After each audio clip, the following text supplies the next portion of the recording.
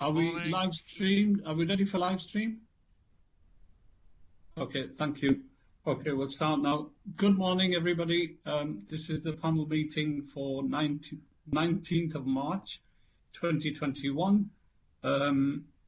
First of all, I'll introduce myself. I'm Councillor Mohammed Iqbal from Leeds. I'll be chairing today's panel meeting, and I will hand you over to the Police and Crime Panel Support Officer, Amanda Wilkinson, sorry, forgive me, sir, for a further introduction. Morning.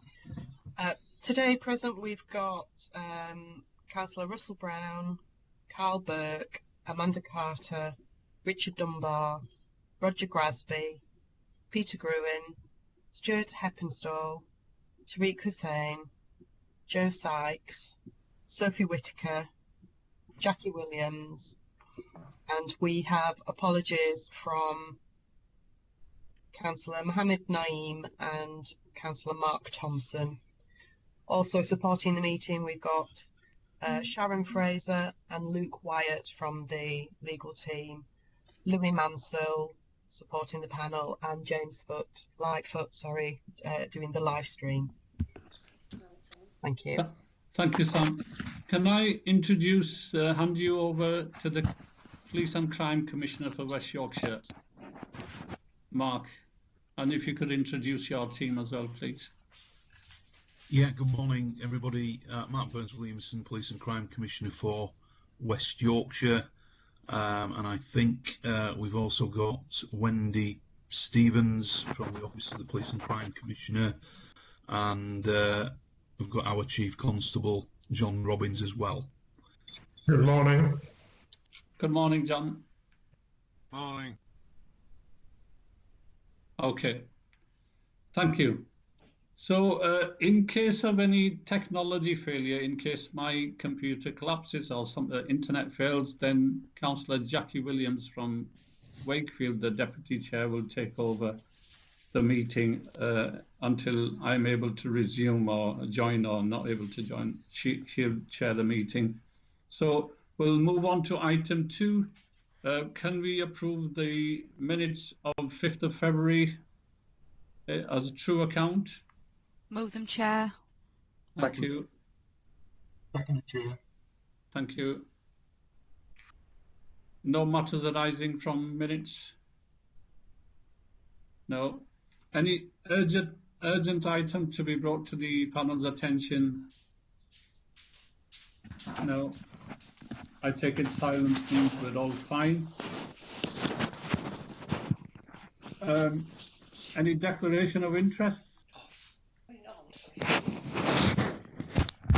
No.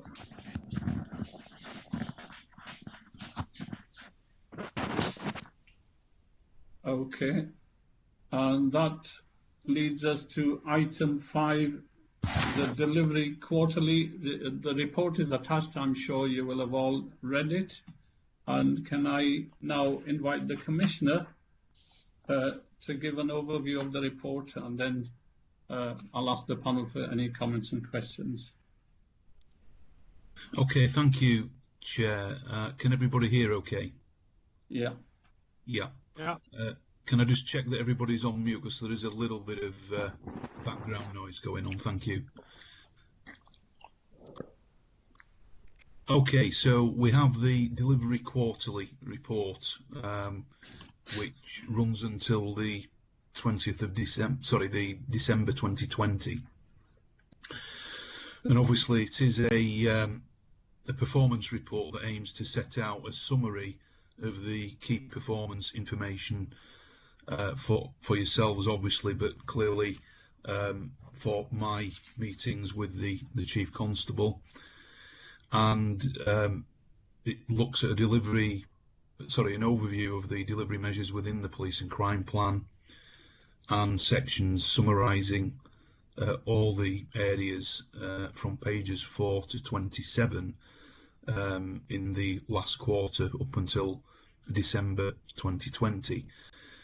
And the data in this report is pulled from a few sources, including obviously the Office of the Police and Crime Commissioner itself, Her Majesty's Inspectorate of Constabulary, Fire and Rescue, that's the HMICFRS, in terms of inspection reports, the Crime Survey for England and Wales, and also the West Yorkshire Police User Satisfaction Survey, and some other information around criminal justice sources where we can access that. So the data contained within the report covers the 12-month period from January to December 2020 and compares the 12 months unless otherwise stated. I had the delivery quarterly with the Chief Constable on the 24th of February, so relatively recently, and of course already talked about the focus on the priorities within the police and crime plan and some of our community safety partnerships. There are some other considerations that I'm keeping in mind when looking at this performance over the past 12 months, and the police and crime plan does set out that strategic direction for policing in West Yorkshire over the period 2016 to 21, recognising that we will be moving into a new era when the mayoral elections have taken place in May of this year. So the delivery quarterly includes some new indicators which reflect the delivery framework in that refresh plan that we presented a few meetings back, and clearly it's still a very challenging time for the police and our partners during the pandemic that is affecting everybody in every walk of life. But we've been working hard to work as effectively as we can, not only as a police force but also with our partners. And as you know, we had a long debate at the last meeting around the budget, where I accept they're not easy decisions to make around the precept, but nevertheless I welcomed the support of the panel in agreeing the precept to continue recruiting more police officers and police staff and protecting the PCSOs in West Yorkshire, which of course play a key role within our neighbourhood policing teams. So I'll just go into some more detail with regards to the report. So the opening points I probably want to make is that in that last quarter, from October to December, the statistics in the report cover, as I've said, the comparisons with the previous 12 months as well, and some of the measures might not actually capture all of the trends, but capture the first measure in some instances, given some of the changes that we have made in light of the refreshed police and crime plan. But future iterations will show trend data as we build up the information and data. So pages 4 to 12, so total crime is showing a reduction of 11.4% against the same time last year, and in previous delivery quarterlies we saw reduction in crime that's no doubt been accelerated due to the pandemic. The most recent release from the Office of National Statistics actually shows a reduction, of 8.8% for West Yorkshire, compared to a national average of 6.6%. So that's positive in that we're running ahead of the national average, and indicates that reducing trend that actually we saw before the pandemic really started, 12 months ago now, as we know, but clearly we accept that COVID has a major impact on these figures. In terms of the experience of household crime and personal crime measures, Both are taken from the Crime Survey of England and Wales, but actually that's currently suspended. So we do anticipate hopefully a quick resumption to that survey when some of the lockdown restrictions are lifted in the coming weeks. Reducing antisocial behaviour incidents reported. Antisocial behaviour has increased again in this quarter, led by incidents of nuisance, motorcycle, quad bikes, and neighbour related antisocial behaviour. As was the case in the previous quarter, all areas have seen an increase in these issues, with some seeing an increase in youth nuisance and nuisance cars and vans. And much of this is related to the COVID environment that we are operating in, which we might come back to later on in questions. Reducing reoffending, the most recent release from the Ministry of Justice, I'm afraid, was suspended again due to the pandemic. So the data from the cohort study within West Yorkshire Police continues to fill that gap. But again, I am pleased to see the positive reductions here. The measure has continued to show a positive decrease, and over time we'll hopefully continue to use this measure as well going forward. Frontline policing, the percentage of officers on the front line is currently stable, and certainly in my meetings with the Chief Constable, we have discussed the different cohorts that make up these percentages, and particularly discuss those visible who are operational on the front line. And again, I was pleased to see here that that figure is increasing and will increase further once the student officers are deployed into our districts. And at this point of the report on page 6, I've also included the information with regard to the distribution of BAME officers on the front line in answer to a previous action from a delivery quarterly. The information shows both officers and PCSOs distributed across West Yorkshire in line with the population in different areas.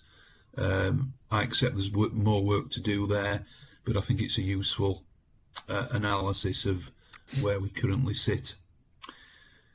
Your views data. So again, I reported at a previous meeting, we actually suspended our Your Views survey due to the pandemic, but we did introduce what was called a community conversation survey in October, and asked some of the questions that were in the Your Views survey, but obviously had to take into account the pandemic aspects that impacted on that particular survey.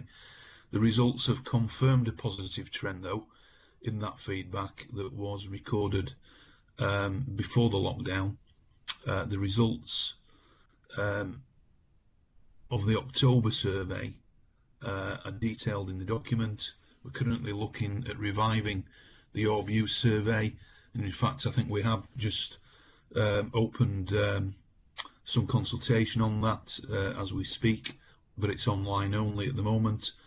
And a trial is currently underway, but I know, having spoken to a number of partners, they're keen for us to recommence that survey because it is quite a rich source of information for many of our community safety partners in particular.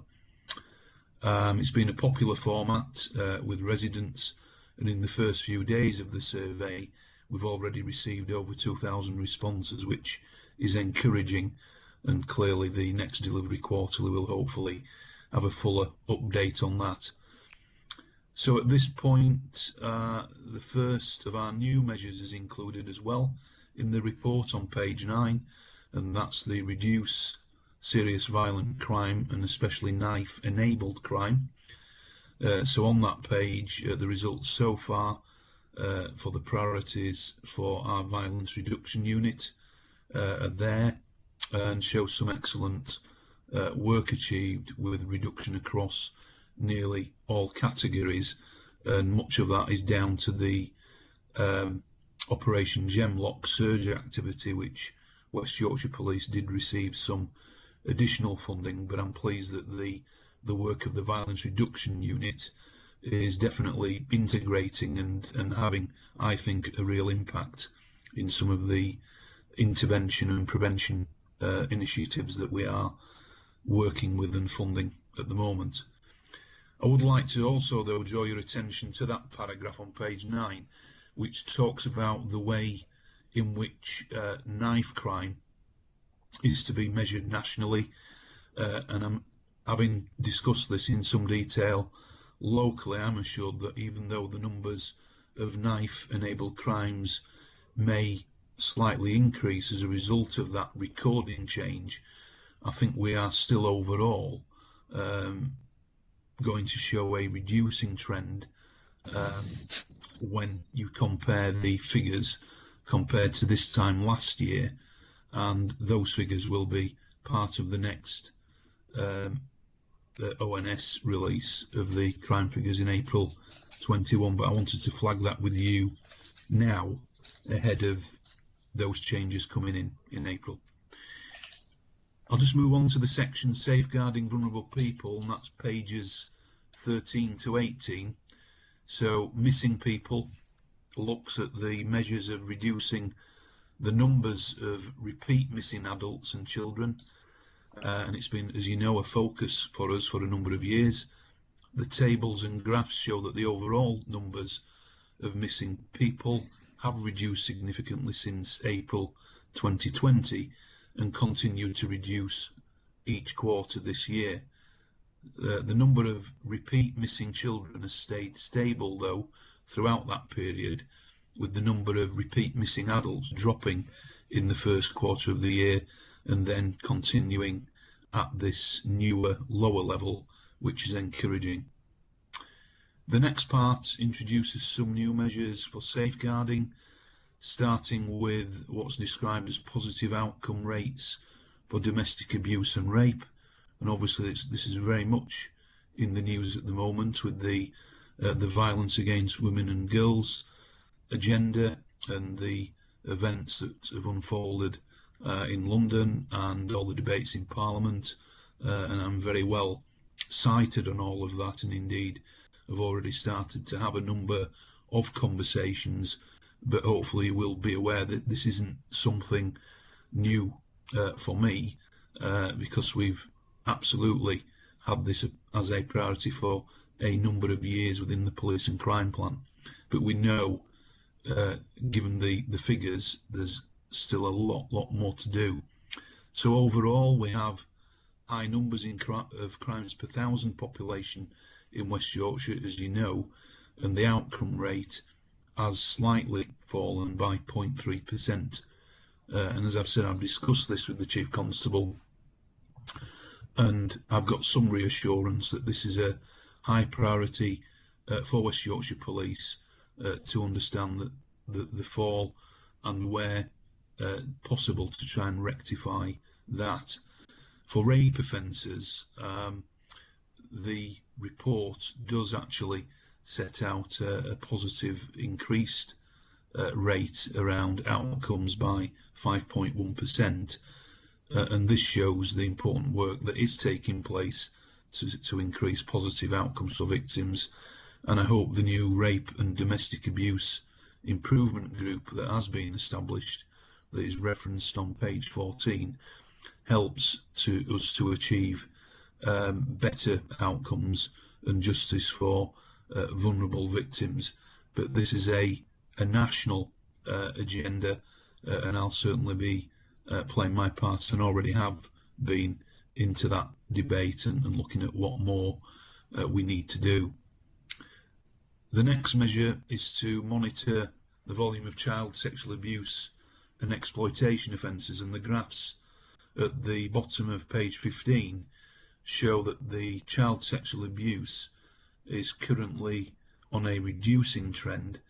There have been 283 less offences than this same time last year. Of these, 10% were flagged as child sexual exploitation offences. That's a slight increase of 0.7% on last year, which equates to 14 offences. But again, the Chief Constable and myself regularly discuss the investigations into these offences, and many are complex cases and place considerable demand on the safeguarding teams and departments, especially when they're non-recent offences, and many of them are. But we're absolutely committed to following through on those investigations. Pages 10 and 11, we've got a heading there around making sure criminal justice works, and again, subject of much debate in terms of the bill that's now been introduced into Parliament.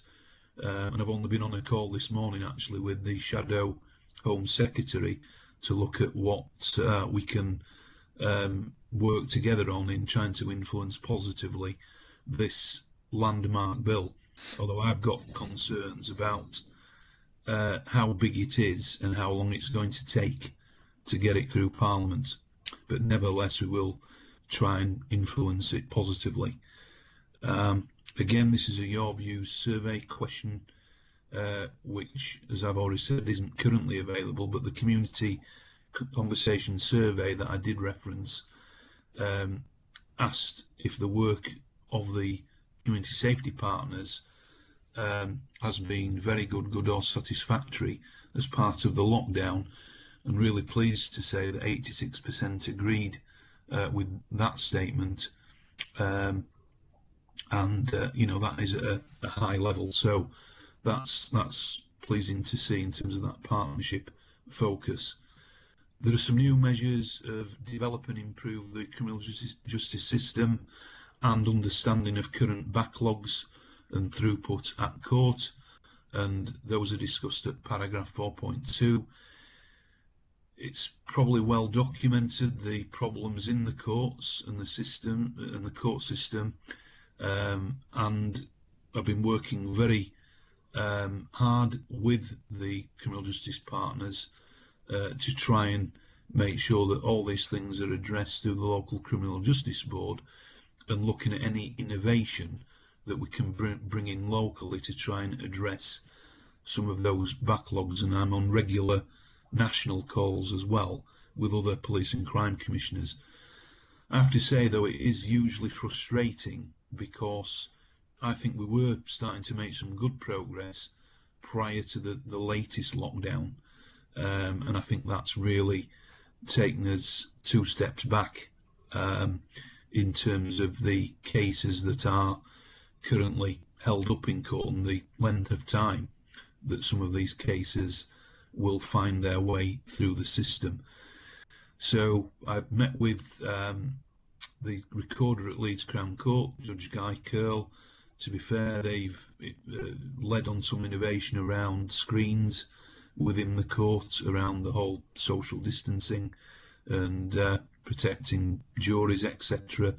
And that's been adopted in other courts, but it's still quite a slow process in terms of the numbers of cases that can actually be heard on a daily basis. An additional court was introduced in the Cloth Hall building that some of you might know in Leeds City Centre. They moved some of the family court cases into there to free up some capacity in the Crown Court, but it really hasn't had that much of an impact, and we are looking again at what other potential Nightingale courts, as they are termed, might be brought into play. But it's frustration, and personally I don't think the Ministry of Justice or government have really done enough around the recognising the crisis that's built up there. In terms of the final measure is around the BAME representation in the workplace, and that's currently at 6.3%. It's a 0.3% increase on the same time last year, which isn't a very big increase, I accept.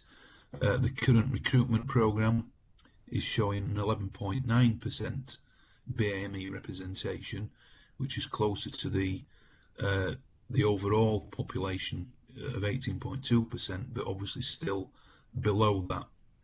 So again, this is something I know we've discussed regularly at this panel, but I've discussed in detail with the Chief Constable. We are arranging an in-house session with the College of Policing and the gold groups in West Yorkshire Police to really have a deep dive to look at what more we can and need to do to improve those rates.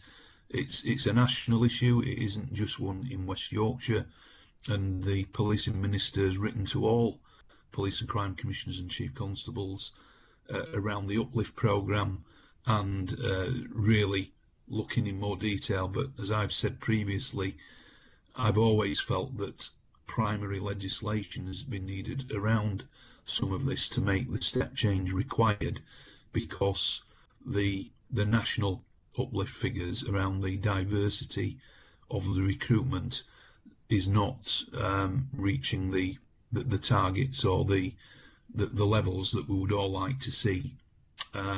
So that's absolutely an ongoing piece of work and debate, and if we don't actually make some inroads in this uplift programme period, well, you know, it's a key opportunity missed, in my view. So we will do whatever we can to improve those rates, but I'm not going to pretend that it's an easy task short of legislation. Finally then, Chair, we come on to the support victims and witnesses section, pages 16 to 18. Victim satisfaction there, I'm pleased to report that the continuing increases in victim satisfaction and that there is a significant increase with a 2.4% uplift in comparison to the same time last year. That now takes us to 77.4%, and the table at 5.1 details the 5 districts there in terms of the figures. Victim support data also shows an increasing positive trend for those victims that do receive that service. Victim support clients recorded a 28% improvement in their sense of support and well-being after engagement with the service. Referrals were lower though than the previous quarter, and the reasons for this are being looked into, but the service is still mostly supporting victims of violent offences and domestic abuse, with a further significant increase actually of 1,500 referrals from Action Fraud, which is the cyber related stuff. So that's absolutely something we need to look at in more detail regarding the number of referrals there. Our next measure looks at the self-referrals to victim support services, and in the last quarter 360 people self-referred into the service, which is actually a 29% increase comparing to the last 12 months before. This increase indicates the victims are still able to access services and get the help they need during the pandemic, which is reassuring. The final measure looks at repeat victims. For this iteration, we've looked at repeat victims for domestic abuse, which show a decrease overall, and 4 out of 5 of the areas in West Yorkshire. The decrease gives an indication of the good work, I think, taking place across the county, and shows that in recent months we've worked really hard to distribute some additional monies through my office, and because of the partnerships and networks we've worked hard to put in place, we've been able to do that, and that's pleasing. But I'm not going to pretend that it's been a lot of hard work to meet some really challenging deadlines, but I want to thank all the staff and our partners for achieving that. So overall, despite the sort of COVID situation that we all find ourselves still in, I think many of the trends are positive in this last delivery quarterly. And of course, we've updated, as I've said, some of those measures, and we'll be monitoring that trend data moving forward.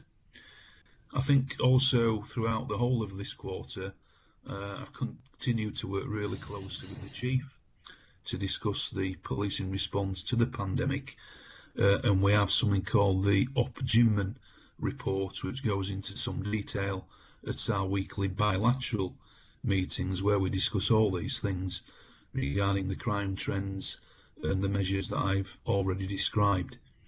Clearly, we also look at the national trends, looking at the picture in comparison to West Yorkshire to make sure that we're as informed as possible. And again, I'm reassured that our local policing approach to COVID is the right one, that's both being proportionate and, in my view, carries more legitimacy, and that was demonstrated in the policing of the vigil that took place in Leeds earlier this week, where we had a very light touch police presence, balancing the social distancing during COVID and people's human rights around such an emotive issue around the violence against women and girls, which, as I've said, absolutely understand and recognise. So I'm sorry I've gone on at length there, Chair, but I felt I needed to really get into some of those details. Thank you. Thank you, Commissioner. Thank you for the brief overview of your report, and I will now hand over to the panel for comments and questions.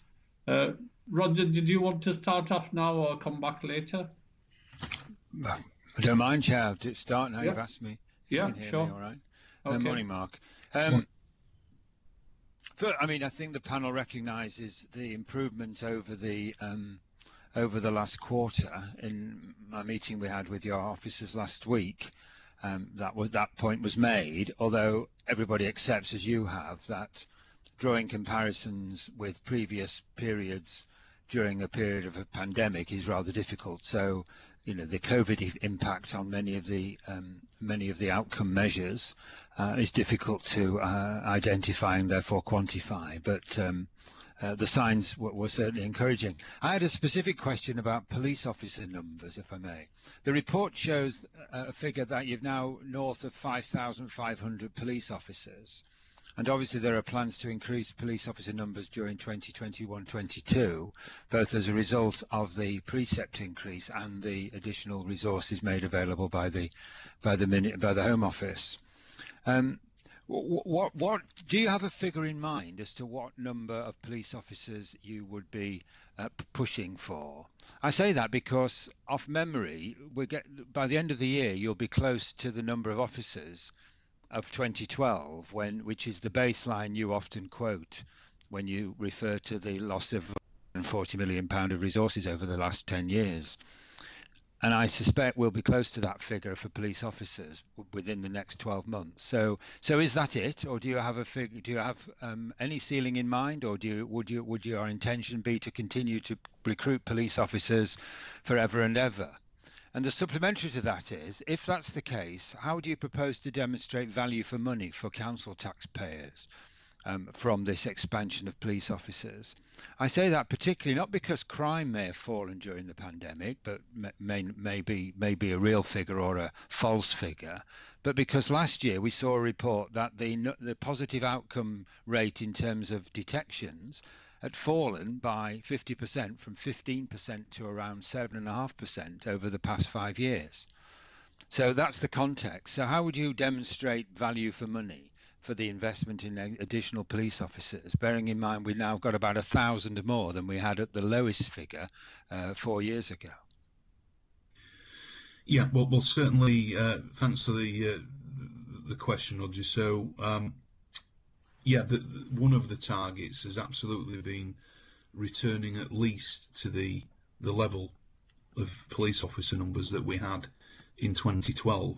And you know, I, as you've said, I often quote that in terms of the budget impacts on the central grant through the years of austerity. So that's the first target. I mean, clearly, in terms of what goes on after me, it won't be down to me. It'll be down to another individual who will have that overall responsibility. But there's absolutely no doubt through public consultation and in conversation with the force and our partners, there is still a lot of support there for increasing the number of police officers and indeed police staff as well into not only PCSO roles but also things like call handlers, scenes of crimes officers, other important roles in policing. So I think you're right though that in terms of how we demonstrate more effectiveness, efficiency, value for money with an increased workforce will need to be absolutely monitored closely and measured in some of the key outcomes within the police and crime plan. Having said that, as you know, the current police and crime plan runs out this year, so the new plan I think will probably need to have more of an emphasis on looking at those types of efficiency and effectiveness areas that you have mentioned. So investigation outcome rates are an absolutely key one, I think, as I mentioned in my update around positive outcomes for rape and serious sexual assault and getting more cases through the system. But of course we are then reliant to some extent on the effectiveness of the CPS and the court system more generally around achieving that. And clearly, as you know, I'm a huge advocate of neighbourhood policing, and I want to see us rebuild those numbers in particular because we still, in terms of overall neighbourhood policing resources, certainly not where we were a few years ago. And I know, talking to many councillors, that's what they want to see as well. But maybe John Robbins, the Chief, might want to just quickly comment on that as well. Yeah, no, very similar. As you know, and as I've said before, it's not just about numbers, it's about what we do. Since 2012, the counter-terrorist and serious and organised crime threat has developed and changed. Our role and responsibilities within safeguarding has extended, and quite rightly we've become more accountable and more involved in everything we do for young people, old people, mental health in there. I agree with all of the comments that there's more to be done around investigations and outcomes for all natures of crime, and I would love to have more resources to put more effort and improvements into those. And most recently, I suppose, the public's appetite for confidence and reassurance, most especially in the current climate against violence against women and girls, just shows there's far more to be done in terms of visible presence, reassurance. So yes, I don't have a definitive, defined ideal number, and I know that wasn't the question, but I'm a long way off where I think we can be the most efficient and effective that we could be. But of course, we're always considering value for money and value for the public purse. Thank you. Chair, could I make a follow-up in view of what the Chief Constable said? Both of you will have probably seen the report from the Office of National Statistics published yesterday in respect of sexual violence against women, which demonstrated that only 1 in 6 women felt comfortable to report an incident of sexual violence, including rape, to the police. So the detection rates that are quoted are in respect of 1/6 of actual offences that may or may not have been committed.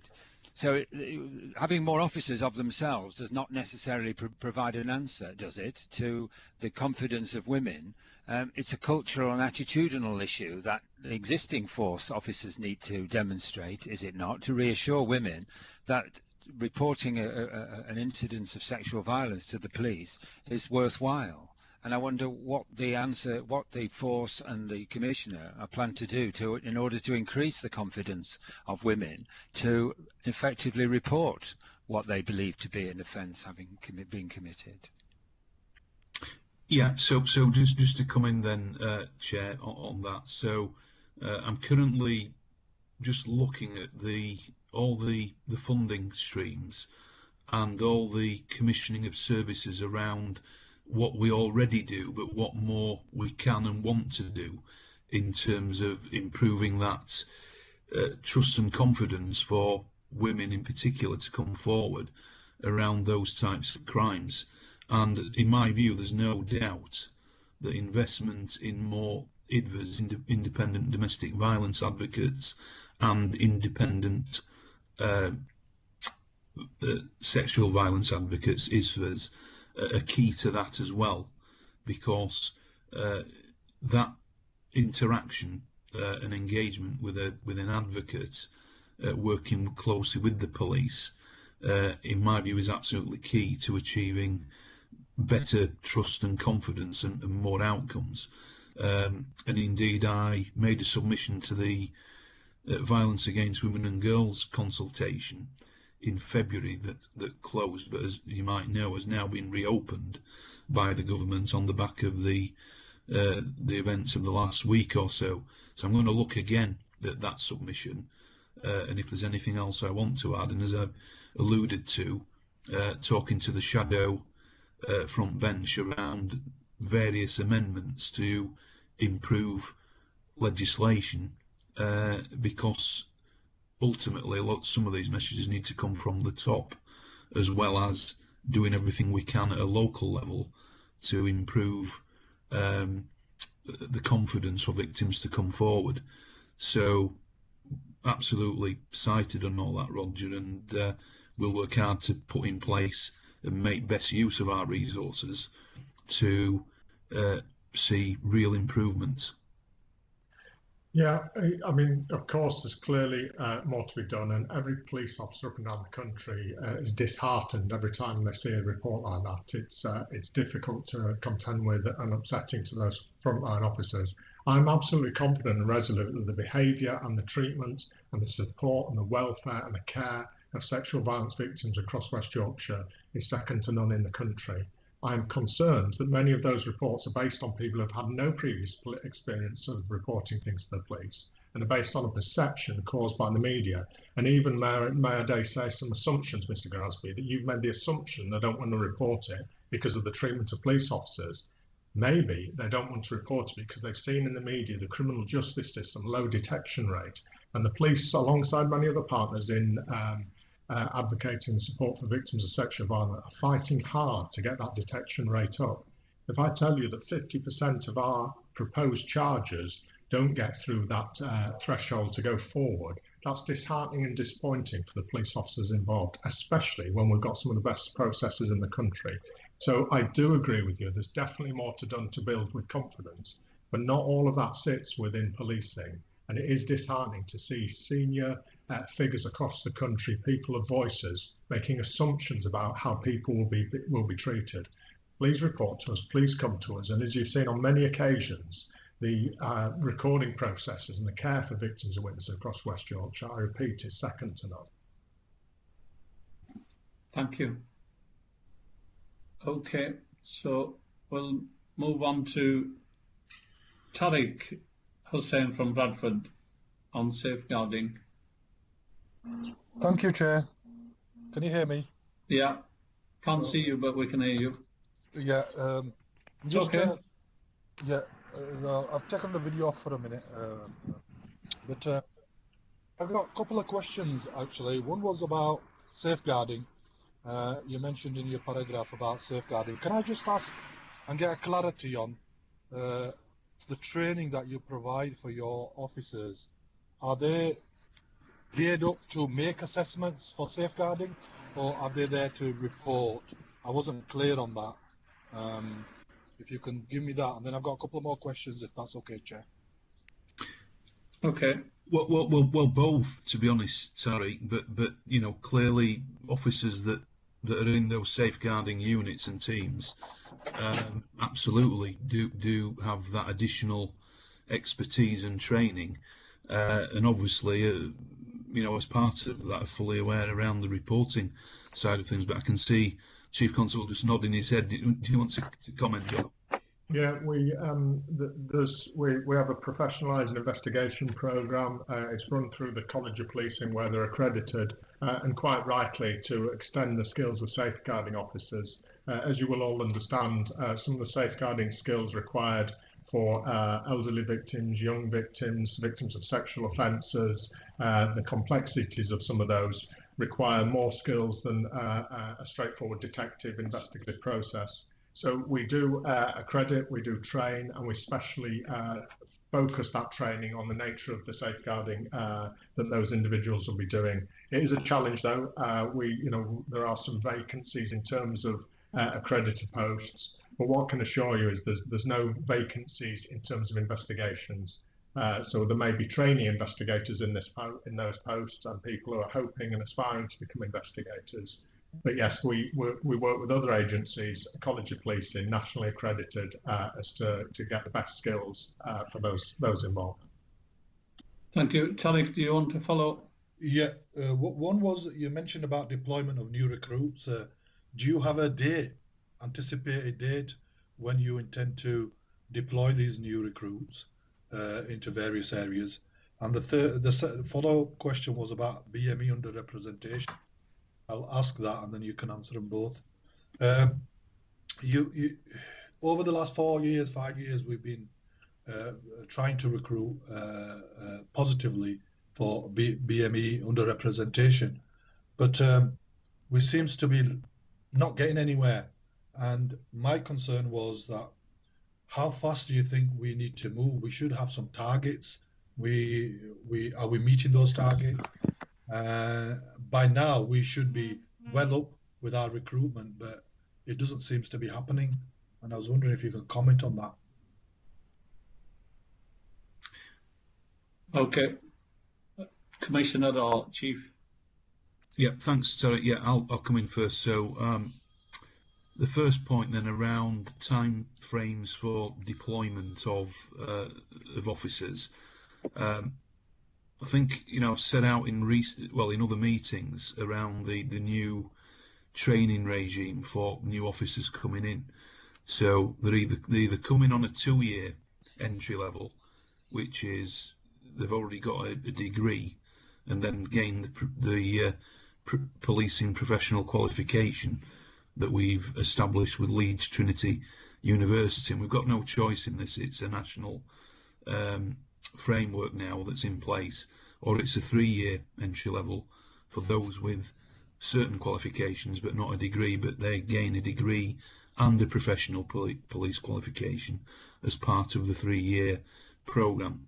So you might remember that the sort of average length of the training previous to that was around about 18 months tops. So there's a significant increase in these officers fully being deployed coming through, and obviously we're still in the first year really of the uplift program, accepting we'd recruited quite heavily before then, prior to the PQF. So John, you'll probably have a bit more detail around the sort of time frames as well. Yeah, so it's a rolling program of recruitment, as you can imagine. So people are coming in at all times, and they're going through cohorts, and they're developing, and they're going out. So they are still going out to districts after about 6 months. They are still going out to student officers, what we would previously refer to as probationary constables. So they are out there in communities, learning their skills, learning the application of the law, and learning about community engagement, neighbourhood policing. They're just spending different amounts of time going back through the academic qualifications and the longer training program, hopefully with a view to have better skills, better qualified, better equipped police officers. So it is a gradual feeding process of more and more staff coming onto the streets, which is a good thing all of the time. But can I just remind panel members, as I've said before, they're also replacing the officers who are resigning or retiring as well. And they're also replacing the officers who are moving through the organisation into safeguarding roles, detective roles, and into other investigative roles or specialist roles. So it's unfortunately a moving feast in that sense. But I can assure you the numbers month on month are going up. We're having more people in the organisation, which is a good thing.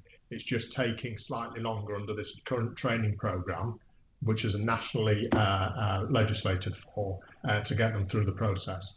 But I hope it'll end up with better police officers serving our communities. On the second one, I do not believe setting a target will make any significant difference to the effort and the desire of West Yorkshire Police or any other police force trying to recruit more Black, Asian and minority ethnic employees in the same way that they're trying to recruit more female employees. It's still not near where we want to be in terms of representation, about statistical representation of our communities. I predict it'll be further away once the new census data comes out as well. However, we are no different to many other public sector organisations or indeed private sector organisations. And I'm absolutely adamant that we're compliant with employment legislation in all that we're doing.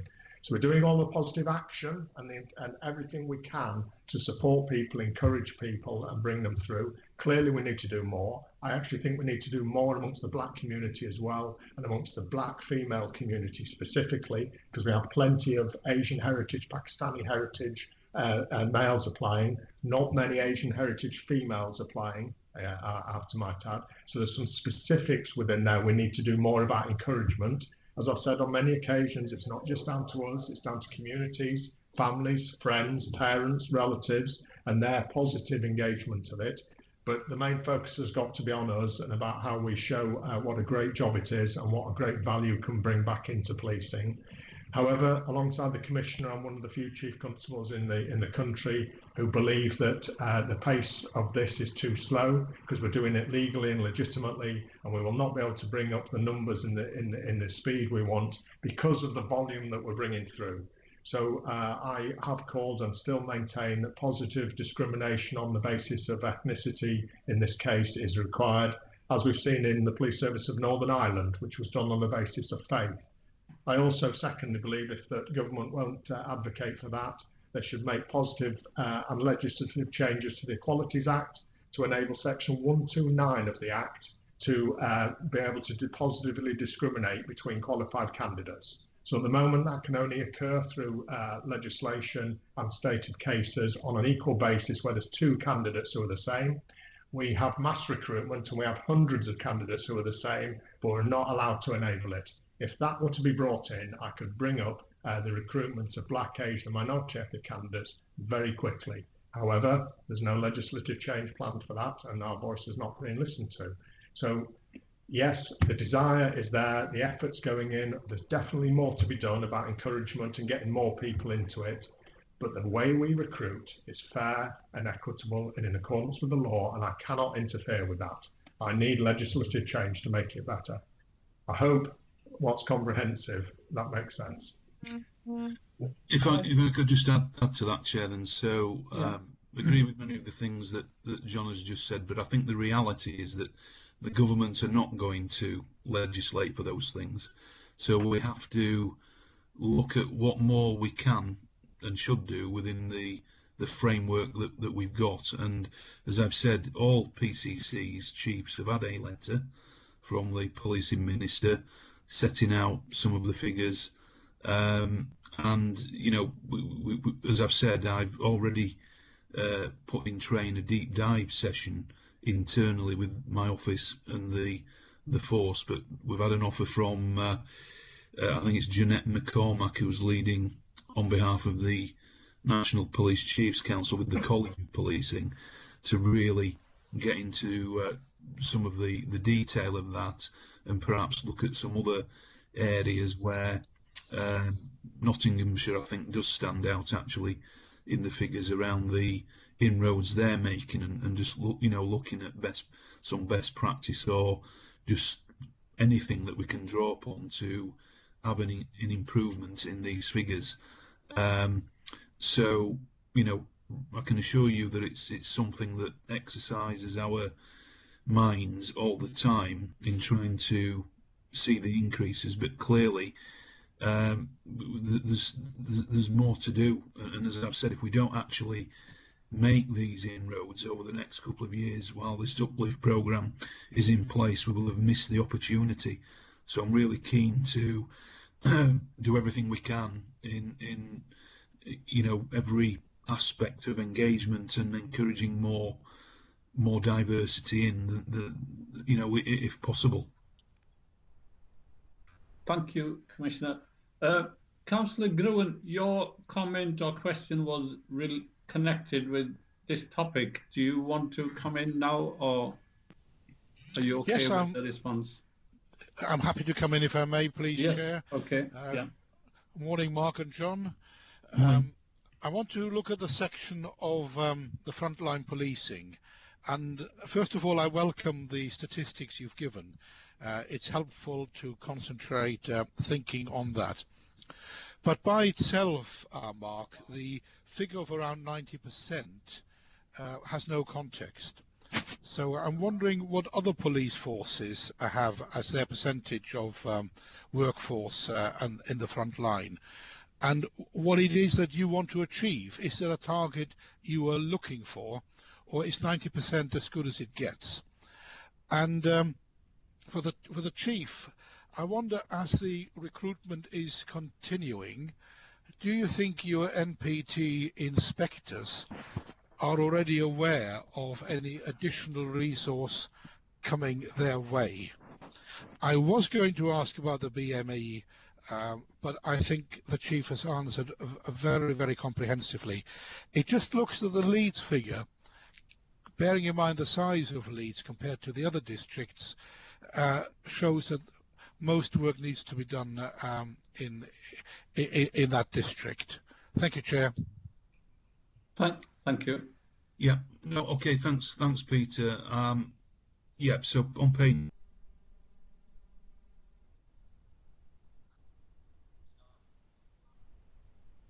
Commissioner,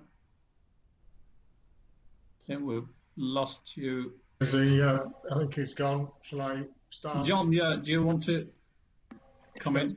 So the frontline resources is a Home Office definition of workforce and operational functions. We focus, from memory, we feature very well in comparison to other police forces. However, I think we'll get the data to you, and you can make your own conclusions from that. I think there's probably more explaining could be done by both the Home Office and us as a police force about what some of those roles mean. But as I say, it's a nationally defined definition that we apply, and we'll try and get you some comparisons to other areas if I may. On the neighbourhood policing, yes, I'd love to say that they've all been identified and they know who's coming to them. We're just being cautious in our allocation of resources. As I said earlier, the challenge is, sorry, there's a bit of speed. The challenge is seeing when they come out of training and how we allocate. Thirdly, I think is there any mic sectors? Okay. So so we will at every conference see increases in resources across all areas of West Yorkshire, but I'm just being cautious and deliberately so not to able to commit to too much yet, because of course we've got a whole host of other pressures coming on us as well. So as and when we're able to, I will commit to increasing neighbourhood policing team numbers, but just bear in mind there's a lot of talk of 20,000. And they won't be coming out of their training, all of them, until 26, 27, 28. So the first cohorts really are going into replacing retiring officers and then building resilience around some key roles as well. So the neighbourhood policing team inspectors don't know the numbers yet, but as and when we can, we'll get them to it. Thank you. Okay, John. thank you very much. I'm happy with these answers. Thank you. Okay, thank you. Sorry for going backwards and forwards, because that question, Tariq had two questions, Richard, so Peter's was slightly linked. Can I bring Richard in, and then Carl, and then Amanda? Thank you, Chair. And then Jackie. Yeah, that's great. I'm just going back to the safeguarding vulnerable people section. I've got two questions, one around domestic abuse and one around rape convictions and those positive outcome numbers. So in terms of the domestic abuse, we clearly see that in terms of positive outcomes, it is down 8.1% on last year, based on what we previously talked about previously. that's probably down. Now, my question now, how we deal with that inevitable backlog in terms of following up with it, going through the courts, right? So, you know, I'm just really concerned. Are we getting out there to those victims now? A sort of eating that contact with the perpetrator.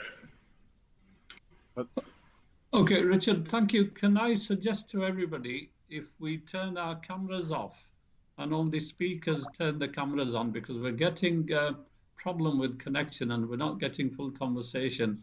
So whoever's speaking, they can leave the camera on, but other colleagues, if you could turn your cameras off, please. Okay, Richard's question is it going to be John who's going to respond? I'll come in first. Chair, are you back, Commissioner? Yeah, okay. Sorry, I don't know what happened there, Chair. Apologies for that. I was probably talking to myself for a couple of minutes, so sorry about that.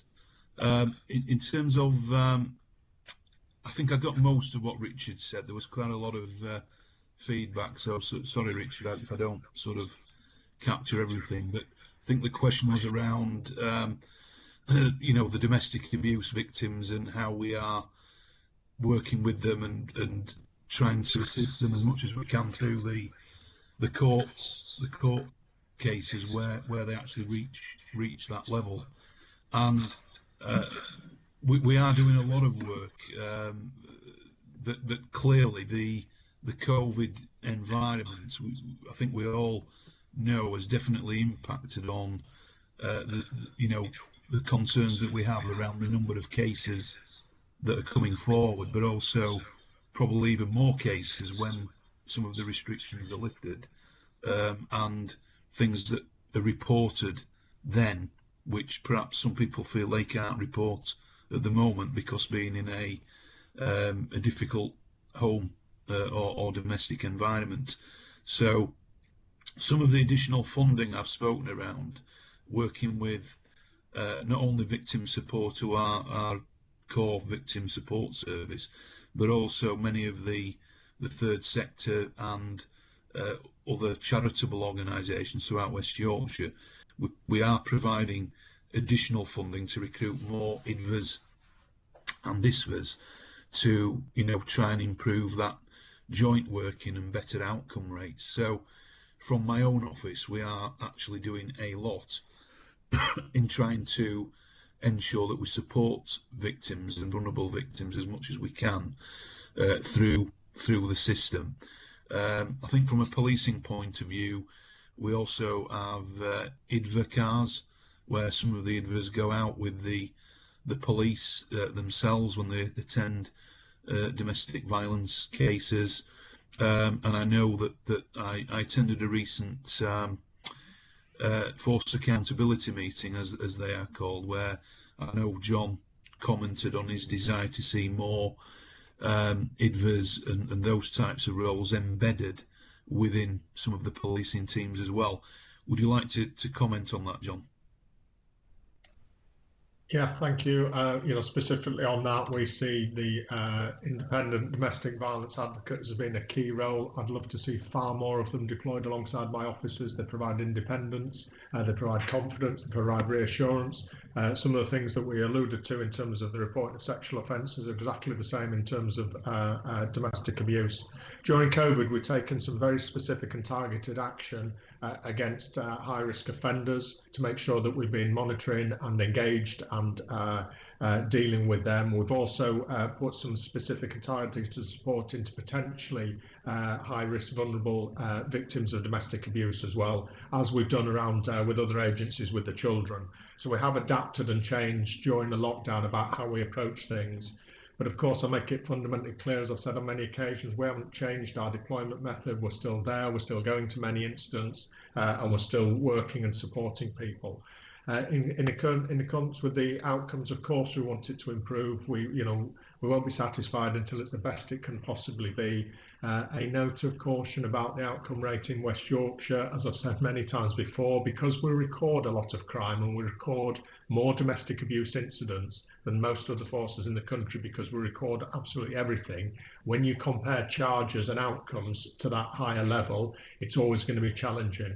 What I'm more reassured by, and I hope the panel will be, is that if you look at hard numbers in terms of the number of actual charges and outcomes for domestic abuse, we're right up there. We're one of the highest in the country against the 1,000 population. So if you compare it to your population, making an assumption that domestic abuse is endemic across all societies in England and Wales, we are very much up at the top of the most charges per 1,000 population, which gives me some assurance. However, there's still more to be done. There's still more to be done in supporting victims. There's still more to be done in our investigations and prosecution. And there's far more to be done in a positive approach through the rest of the criminal justice system to get for people. Thank you, Chief Constable. Can I now bring back Carl Burke on the topic? Carl, you'll have to be brief because we've gone past that subject now. Sorry? I had two questions. I only Oh, sorry, Richard. Okay. I may as well let you finish, yeah.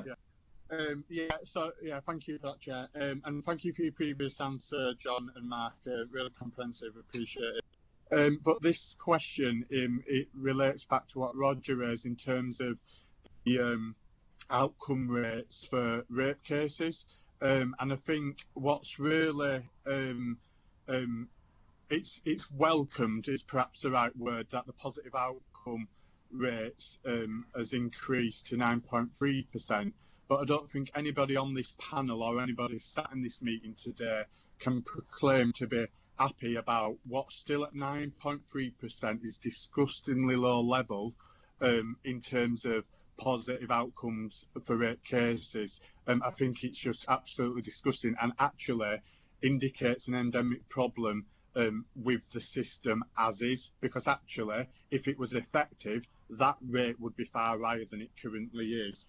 And I think it's absolutely right for me to say this, with the murder of Sarah Everard by a serving member of the Metropolitan Police Force, that is, whatever which way certain people might spin this, that is going to have a knock-on effect on women's ability in particular, and having the confidence to report to the police. So I absolutely acknowledge all the good work that's being done in terms of the improvement board and all the other stuff, but what are we going to do additional to what we're already doing to give women and other victims of rape the absolute confidence to come forward and report? Because whether it's the media or not, John, if I'm going to be honest, there's a problem still because people are not coming forward because of the disgustingly low level of positive outcomes. We cannot be happy with 93%. Yeah. Thanks, Richard. Got most of that, and I agree with you. None of us here can be happy with a less than 10% positive outcome on those cases. I think, to be fair, you did recognise the improvements that have been made, and actually we will be, in a better place than quite a few other forces. But is it anywhere near where we want it to be? No, it isn't. As I've already said, I'm already in conversation with some women's groups who've been in touch over the past week, and I'll be hosting a number of online meetings with them. And I'm looking again at the submission I've already made to the Violence Against Women and Girls consultation, which the government have reopened, and the policing bill that we know is now in front of Parliament. Even though I think it's too big and it will take too long to get through, I think there are some now real opportunities to influence that bill in a way that perhaps wouldn't have been open to that level of influence even a couple of weeks ago. So I hear what you say about the case in London, but clearly I can't get into discussing the specifics of that because it's still a suspect under investigation, but clearly we're all aware of the background to that, and it is most unfortunate, to say the least. But You know, I speak to many police officers, and you know, the vast majority of them want to do a good job, keep women and girls safe and everybody safe in their communities. And you know, we have to continue that dialogue and debate and increase that confidence for people to come forward, because it cannot be acceptable for the level of women who have said they don't feel safe just walking the streets. You know, what sort of society do we want to live in? So that is shocking, and we've all got a role to play in that. So, thank you, Richard. Is that okay? Or Richard, are you okay with that? You're on mute, Richard. Oh, apologies. I just wondered if John wanted to respond, because I sort of did address him in that as well. So I think it'd only be better giving the opportunity. I agree that you know, there has been throughout all of my policing career, and there continues to be, you know, challenges around confidence and reporting to the policing. I am of the opinion that much of the confidence issue is in the wider system now, is in the wider process, because much of the media reporting is around processes of the criminal justice system and processes through the investigation and presentation of evidences in court system. I don't say that in a negative way against the court system. I just say that rather than in the past, we've been in a place where people will not come forward because they don't believe they will be taken seriously and the rape allegation will not be investigated. I absolutely do not think that that is the case as much as it was before. I think people are as concerned now about what happens in their telephones, what happens at court about their sexual history, what happens in cross-examination and the wider system. We are absolutely adamant we will do all that we can going forward, because we have a role to play in increasing that confidence. But it is a wider role across all of the criminal justice system as well that needs to come forward. So I'd love the ability to have the decision-making process back on charging of rape and sexual offences. We don't have that decision, but I'd love to have that charging mechanism back into the police's hands. Thank you, John. Can I bring in Councillor Amanda Carter, who wants to speak on conviction rates? Thank you, Chair. Morning, everyone. The rate is unacceptably low for rape conviction, and women don't feel safe in some parts of West Yorkshire. But in fact, actually, men are more likely to be attacked than women. My question really is relating to the unique situation that we've got in Leeds regarding the managed area, where in effect a blind eye is turned to prostitution by the council and the police. And the women who are prostitutes there are mostly addicted to drugs and alcohol, and that's why they have to be prostitutes to feed their habit. Something traumatic has happened in their lives. Some of them have been sexually abused, or something dreadful has happened to them. They are largely controlled by pimps, men, and the area is frequented by drug dealers. The schools in the area are very concerned about abductions, and children have been approached. My question is this: if we are trying to break the cycle, and if we are trying to get women to come forward for rape convictions, this area is an area where it is attracting men who think it's okay to abuse women. In fact, women have been murdered there and beaten up. Are we not sending out the wrong message here, that it's acceptable for men to control women, and it's acceptable for women to be beaten by men who are using them for sex?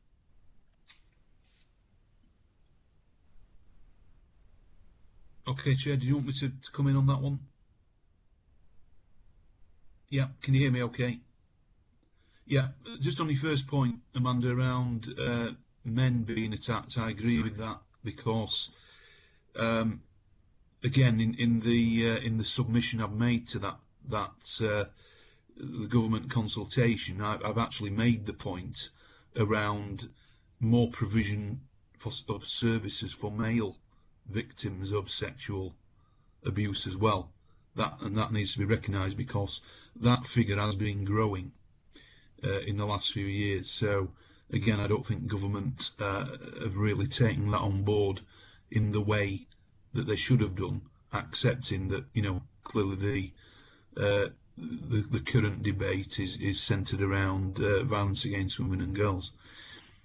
I mean, in terms of the situation in Leeds with the managed area, as you will know, this is led by Safer Leeds, and yes, the police are part of that partnership, and it's a very difficult one. There's no doubt about that, and I've been down there on a few occasions and had a walk round with some of the councillors and other people around there. And as you know, there are a number of organisations that do some incredibly important work, working with very vulnerable women, and absolutely, I abhor the fact of prostitution and those that seek to control women in that way. However, I don't think there are any easy answers to that situation there, and as you know, there's been a report, an independent report that was carried out by Huddersfield University, I think it was, fairly recently, looking in some detail at that situation. So I don't propose to get into a full debate around that here and now, but clearly I know it's an ongoing debate and it's under review by the council, and it is Safer Leeds that do predominantly lead on that. But I know there are strong feelings on both sides of the argument around whether it's the right approach or it isn't. I don't think there are any easy answers to it, but you know, I understand the points you make, but I can see that the Chief wants to probably comment as well. No, to be fair, I know that Councillor Carter has taken the time and effort to go and on patrol in the area and to understand some of the issues, so I think I commend you for that. Just a slight point of order, we keep hearing about the schools related issues. We have had detailed conversations with the head, and they've confirmed there was only one incident, and that was prior to the managed area actually being in place, but I'm aware that it's very well spoken about on social media, and to my recollection the murder wasn't actually directly related to the managed area. However, I do understand the very points that you're raising, and that's partly why the partnership approach has been very much trying to take vulnerable people out of the situation that they find themselves in. But I'll defer to where Mark has already explained as the current situation. Thank you, John. Can I now invite Carl Burke, very briefly, because we need to move on to the next item, and it's 11:21 now, and then we've got Jackie who wants to speak after this. Carl. Thank you, Chair. I think it is a very serious issue, which we'll all agree, and thank you for affording me the time to also comment and ask a question on this item. Looking at the ONS figures, which Roger spoke about earlier, more than 20 women reported rape or sexual assault every day in Yorkshire. So this is Yorkshire. The statistics published found that fewer than 1 in 6 who were assaulted reported to the police, and that sexual violence rate in Yorkshire remains above the national average. And we've all agreed that more needs to be done to encourage victims, and particularly female survivors of sexual violence, to report incidences, and also to move away from victim blaming. And I've heard different comments about we need to do more, and we all need to do more. I'd like to know more about what this is going to be and what this involves, what this entails, more of a strategic outlook on, you know, what can we do? And I'm not saying this is just a police issue, because it's for everybody, because we don't know what the main issues are. And I think that's part of the problem. We're all assuming or second guessing, or we blame the police because that's why victims don't come forward. But we need to understand from victims and survivors of sexual violence, what is it that is preventing them from reporting going forward with this? And just to follow on from that as well, looking particularly for West Yorkshire, is it the case that overall violent crime and sexual offending has been reducing in West Yorkshire? And is there a positive to take from this as well, that we are doing a lot, and that in fact offending has been reduced? If that's correct, a bit more detail, please. Thank you, Chair. Yeah, no, thank you, Carl, for those comments. And so there's a bit of feedback at my end, by the way. So if colleagues could go on to mute, thank you. You know, I think part of the, I think you're right to say it clearly isn't just a police issue, but the police obviously have a key role and a key part in this, in terms of, protecting victims, investigations, and improving that trust and confidence for victims to come forward. But part of this clearly, well, for me, it starts with education and awareness raising. And as you will know, I've funded many hundreds of projects in my time in this role, going into schools and working with youth groups around these types of agendas, around teaching respect and sexual education awareness within schools. I don't think there's enough of it. The curriculum, in my view, needs to be looked at. And I've said it before and I'll say it again, there's been too much of a fragmentation of the education system with all the different types of schools we now have. And the role of the local education authority, as a former school governor for about 20 years, has been greatly diminished, in my view, which I think is a step backwards.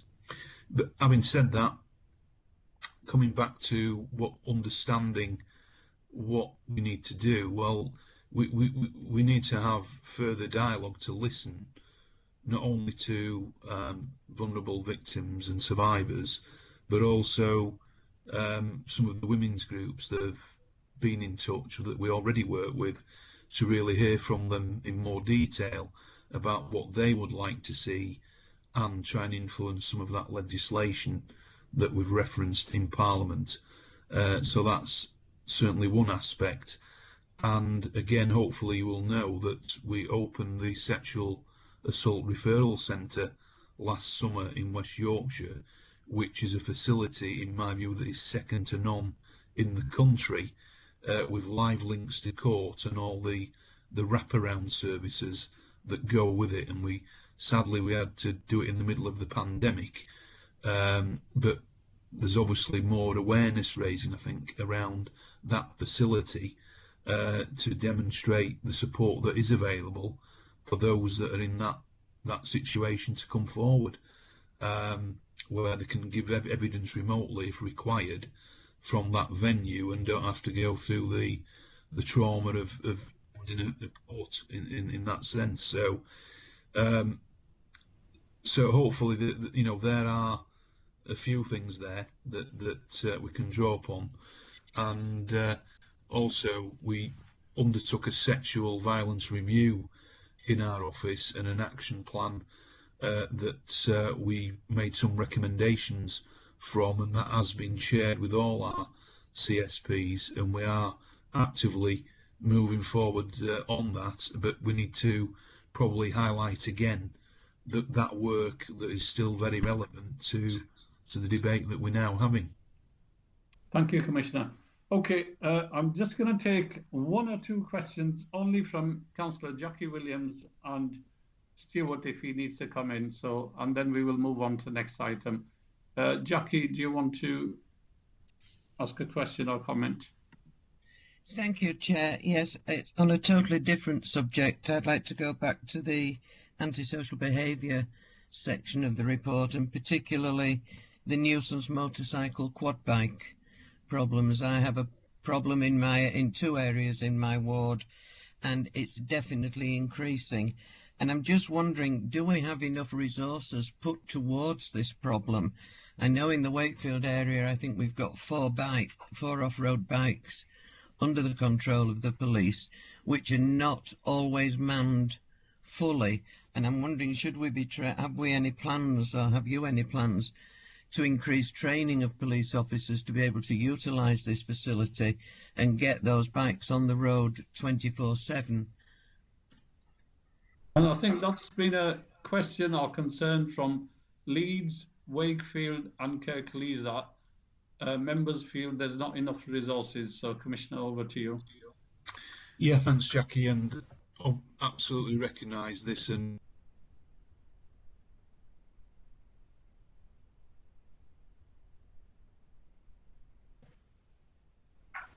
Chair, I think he's frozen again. Yeah. Do you want me to come in? Yes, please, Chief. Yeah, so yes, it's right that antisocial behaviour has gone up specifically during the pandemic, and one of the issues has been around community antisocial behaviour, much driven by people in off-road motorcycles and quad bikes. Specifically in relation to the question, we put as much resource to it as we can. I'd invite all councillors on the meeting to ask their councils the same question. Wakefield Local Authority used to fund off-road antisocial motorcyclists, as did many of the other authorities. And as I've said before, you've withdrawn those services, and you're now asking the police what more we're going to do and what more we're going to put into it.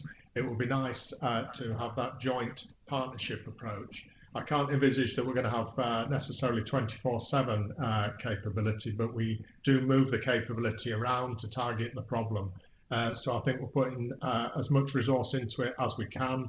The neighbourhood policing teams are behind it. We've led some of the nation's most innovative work around the use of identification technology and equipment to try and combat antisocial behaviour. And we will do what we can, but it would be nice to see a partnership approach to this across all of our communities and joint funding, because we've all had to make cuts and restrictions. And as I've said before, it is somewhat ironic that I'm now being asked what I'm doing about it when cuts have been made in other areas.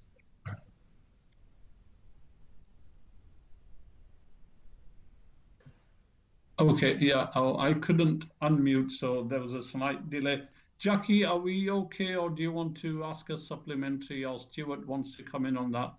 And then I'll let Richard come up with the practice in Bradford, since we're on this topic. Yes, I think, briefly, Chair, if I could just mention. Stuart, Jackie, we'll let Jackie finish. Jackie, do you want to comment? No, Chair, if you let Stuart follow on, because I know he's in an adjoining ward and has had equally the amount of problems we have. Yeah, I can appreciate what the inspector's saying, but can I just impress on the inspector and the commissioner and all of the parties that we are tasked as councillors and councils to expand the green areas within our boundaries, and to some good effect we're doing this in the Calder Valley, and I know they're doing it in other areas of the West Riding. But what I'm saying is, as fast as we're expanding these walking routes and cycling routes and planting trees and making recreational areas for our residents, then they're getting filled up with these motorbikes off-road and four-wheel bikes. The point is, I am really concerned of injury to cyclists and pedestrians. Is there any comments on that, Chair? Thank you, Stuart. Yes, no, I don't disagree with that. It is there is a risk to public safety, as the legislative offences of no insurance and MOTs and noise nuisance and other offences that there's joint approaches to. Please don't misinterpret it. We are dealing with it. We're doing everything we can within the resources that we've got. We've got dedicated teams across all of the county to it, but it's a matter of balancing resources, and to be able to put more and more into it, they will come from somewhere else. Those resources would come from another part of policing to do that. So I just appeal for you that we've probably got more in it compared to many other forces in reality, than they're doing everything they can. Thank you, Chair. Chair, apologies. I appear to be having a few connectivity problems, so I don't know where I got to in terms of the response earlier, but just to say, absolutely recognise that it's an ongoing and significant issue for our communities. And what I was saying, that I will try and share with you some of the reports that I have had from West Yorkshire Police around the work that is ongoing. But we do need to revisit the partnership arrangements and what resources are available to look at this collectively, not just the police. Thank you. Councillor Richard Dunbar, your sum up or the example of Bradford, is it relevant to this item or item 6? It's more relevant to item 6, Chair. Okay, thank you. Okay, we'll move on to item 6 now. Now, are members okay to move on to questions and comments straight away? We've all seen the report. I'm conscious of time. Does anybody object to that, or do you want some brief overview from Commissioner? Okay, I guess silence means we want to. Mark, do you just very briefly, in a few minutes, do you want to say anything, or shall we move straight on to questions and comments on this report, item 6? Well, I'll just be very quick, Chair. So, I mean, obviously the report is there. It just sort of highlights some of the initiatives over a number of years that, you know, and some of the campaigns we've fronted up around raising awareness around some of the dangers of using mobile devices at the wheel, for example, and also, you know, engagement events, road safety, roads policing is always a priority for members of the public in terms of the survey work that we undertake.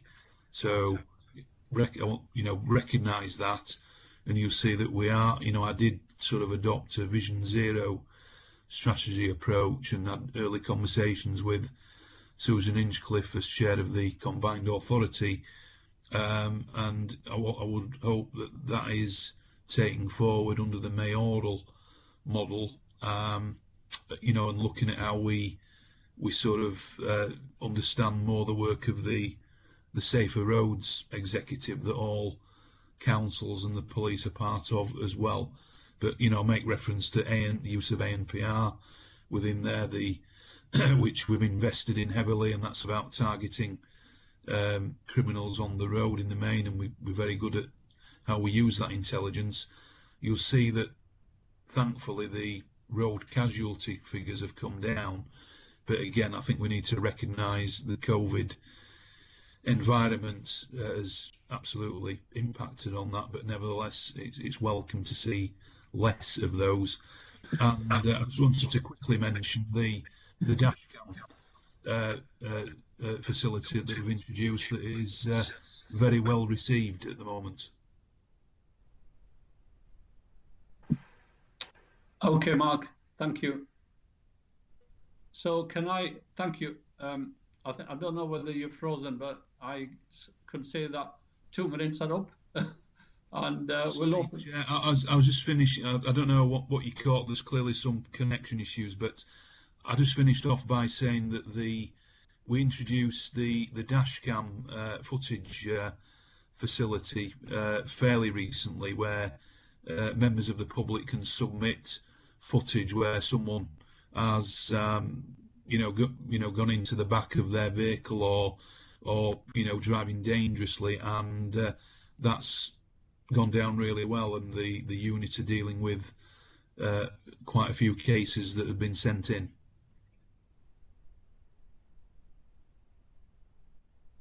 Thank you. Have you frozen, or you've said what you had to say? Well, I don't know what you heard, Mohammed, but yeah, no, I'd finished what I wanted to say. Okay, thank you, Mark. I'll open up to questions and comments. We've got several colleagues who want to speak, and I'll invite Councillor Amanda Carter first. Thank you, Chair. My question is in relation to antisocial behaviour speeding, which is also very dangerous. And I'll cite the example of the A647 between Leeds and Bradford, although I know it happens across West Yorkshire. There's racing that takes part during the night, usually after 10 o'clock, and they're in speeds of excess of 70 miles an hour, up to 100, I understand. There are no speed cameras on that road, although we have requested them. We have got mobile speed cameras which go there occasionally, and that does catch some speeding. However, it doesn't tackle this antisocial behaviour problem of these high-speed cars. It isn't just high-powered cars. It can be Corsas and cars like that, or BMWs. The police have been down on occasions, but the problem is, I think that fixed speed cameras would be the only answer. Now, the West Yorkshire Speed and Casualty Partnership has a formula which they were set to review and didn't. I understand that the police are players on this partnership, and I don't know whether you have one of your officers on there, or Mark, or not, but this formula clearly doesn't work. This antisocial behaviour and dangerous practices continuing. If we can't have fixed speed cameras there, as I think we should, what are the police able to do about it? Okay, thank you, Amanda. And you'll see on page 13 of the report, we've listed there some of the ultra speeders, as we're calling them, and it is quite shocking that the speeds of over 100 miles per hour in all those incidents on roads with variable limits from 30 up to 70, but absolutely ridiculous in terms of the danger that creates. And thankfully we have brought some of those people to justice around and brought them to book around that. So I think you're right. It's time to look again at the criteria around the road safety executive. Yes, West Yorkshire Police are part of that, but it's very heavily led as well by the local authorities in terms of the input into there. I think under the new mayoral model, it's perhaps something that does need to be revisited, I think, around the sort of transparency of that particular group and how decisions are made. I suspect that there haven't been that many new fixed camera deployments put in place around West Yorkshire, and I think some of that is because of the costs of maintaining the ones that are already in place, and a review of that. So we have started to build up again the roads policing unit, and they have been, you'll see within the report, the various operations and some of the outcomes that they've achieved, which is all welcome. So there's definitely more activity around roads policing, even though at times it might not seem like that. There definitely is, but obviously it's an ongoing area of priority where we need to target our resources and make our roads safer. But John, did you want to come in? Yeah, I agree. And there have been some changes recently to the Camera Safety Partnership about a more proactive approach around the deployment of their vans, which I welcome. I would welcome more fixed cameras, and I would welcome all of the local authorities in their transport and infrastructure plans, hopefully, as the Commissioner has said, through the Mayor, but I would welcome all the local authorities to seriously consider the introduction of average speed camera checking mechanisms to put a web across the cities and towns so we can actually design this out of our society. Because we will commit to Councillor Carter to come in and doing everything we can in a proactive approach with the roads policing officers. But the long-term vision of this is to design some of these issues out through both legislation, infrastructure and automation of that, so that you can't get across from one part of Leeds to the other without breaching the speed limits and getting caught and having enforcement activity automatically happening against you. I'd also encourage the councils to sign up to Vision Zero. So my understanding is that there's only one local authority is committed to that so far. This is an internationally recognised approach to reducing fatalities, to having the aspiration of zero. And I think we're all signed up to that. So I can't quite understand why the police are pushing it. Other local authorities throughout the country are looking at it, but we don't seem to get a unanimous approach across West Yorkshire. So I'd welcome you to return and speak with colleagues around that. But I wholeheartedly agree with the Commissioner that the opportunities, hopefully under a mayoral model, will bring coordination and a longer-term strategic approach to this. And I agree with Councillor Carter, we need to do more and be seen to be doing more, because they do some great work, the roads policing officers. They get some great results, but more often than not, they're dealing with the criminality on the roads as much as they're dealing with the dangerous people on the roads as well. And we've got to get that balance right.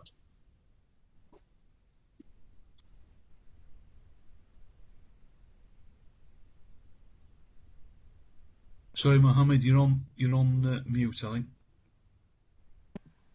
Councillor, thank you, Chief Constable. Councillor Peter Gruen, did you want to comment or question on this item? Yes, I did, and I'm grateful that Councillor Carter led into this item. Mark, if I tell you that this took the longest time in our pre-meeting with most comments, you'll then appreciate the seriousness with which the panel considers this item and has done so previously. Frankly, and I'm going to be frank, elected members on behalf of their communities are fed up of being in between what the police can do, and the Chief explained that very well just now, and then being tossed away again by highways departments from the districts. And yet every community meeting I go to, a cluster of residents will tell me about excessive speeds and dangers on their parts of the estate. And other colleagues reflected on that right across West Yorkshire. And so I have to say, whoever's on this partnership, whatever it isn't working. It's not good enough. It's not just transparency, it's lack of action and lack of accountability back to us and back to the people we serve, who are our constituents and our residents. And much more needs to be done in terms of not just putting down speed limits, frankly, but also, and I've referred to this previously, the almost insane habit of classifying everything as a 20-mile-per-hour zone by simply slapping some paint on the road and a couple of repeater signs and think, hey presto, it's all going to go away and be wonderful. And that, of course, is not the case. So I recognise this doesn't fall just to you, but I think any efforts you and the Chief can make in spearheading and taking people out of their slumber to actually get some action would be much appreciated. Thank you, Peter. Yeah. Can I just come in, Chair? Yeah, no, I recognise that, Peter, and thank you for those comments. I just wanted to say a little bit more about the partnership because, you know, clearly I accept that it does need to be looked at, but to be fair to them, I know that they are also guided by Department for Transport criteria as well around some of the highways inputs into that. And, you know, I'm just making you aware of that because that's something apparently that they have to comply with. But nevertheless, there's no doubt that the COVID situation, particularly at the height of the lockdown periods, has probably made these sort of boy racers or speeders more noticeable as well perhaps in some of our communities. But it's just totally unacceptable that if somebody feels that they've got an open road, whether it's a 20 miles per hour or 30 miles per hour zone, that they can just, you know, get up to whatever speed they feel like, and all the dangers that creates, not only to other road users and pedestrians, but to themselves as well behind the wheel, driving at such speeds in built-up and residential areas. So absolutely recognise this, and again, going back to many conversations I used to have with the highways departments and the police when I was a councillor like yourself, I know how difficult it can be sometimes. I mean, the 20 miles per hour zones, as you say, they're certainly not a panacea to this. It's more around education awareness raising, I suppose, and I think there is evidence, certainly from a Calderdale study, that where they started to introduce them perhaps ahead of some of the other districts, that it did lower the speed in some of those areas by on average 8 or 9 miles per hour, because clearly, you know, the police can't be on every street or every road monitoring this. So you know, as we said, the Vision Zero is hopefully something we can get everybody to sign up to, and let's have a look again at the effectiveness or otherwise of this partnership that's in place. Thank you, Commissioner. Peter, are we okay with that? Well, thank you for the comments. I think it would really help to clarify for all of us precisely what role the Highways Department plays and what role the police can play. Because, as I said, and other colleagues will say the same, we are battered from one to the other and back to the other again without really knowing who has the lead responsibility for what. Thank you, Peter. Well said, and we agree with you, because we all know that the speed cameras are very effective, but they've not been installed in for God knows how many years now, and the scheme needs revisiting. So thank you. Can I ask Sophie Whitaker to ask a question or comment? If it's a comment, brief, please. Thank you, Chair. Yeah, my comments follow on nicely from Councillor Grewin's comments, who took the words right out of my mouth, really.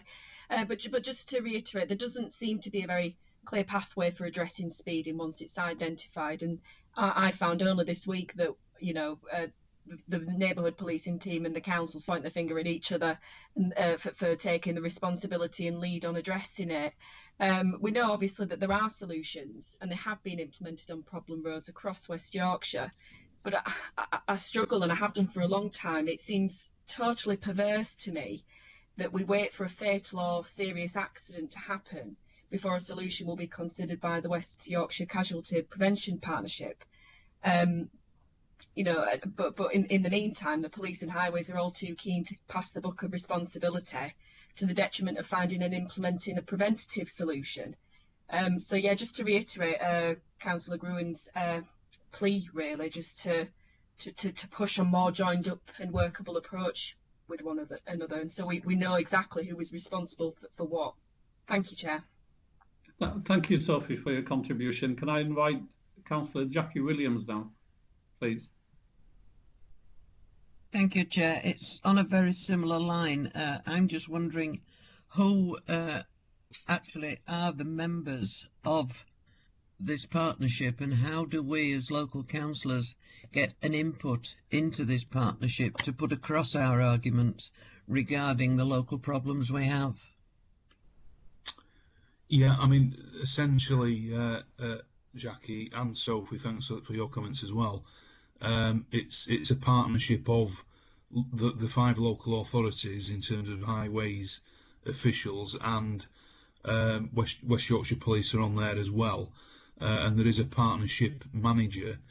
Now, to be fair, I think they have, as I've said, that every partnership of this kind has to abide by the DFT criteria, and also I think there's some HMIC FRS recommendations that were made recently as well in an inspection report of road policing. So there is guidance that they are sort of bound by to some extent, and I think, to be fair, I think that from what I know, they have been looking at what they can do to potentially lower that threshold that is often referred to around, you know, having to wait until there's a serious accident or a casualty before something is installed or done, which, you know, I hear that obviously on many occasions. So I think it's the local authority highways team that actually apply the criteria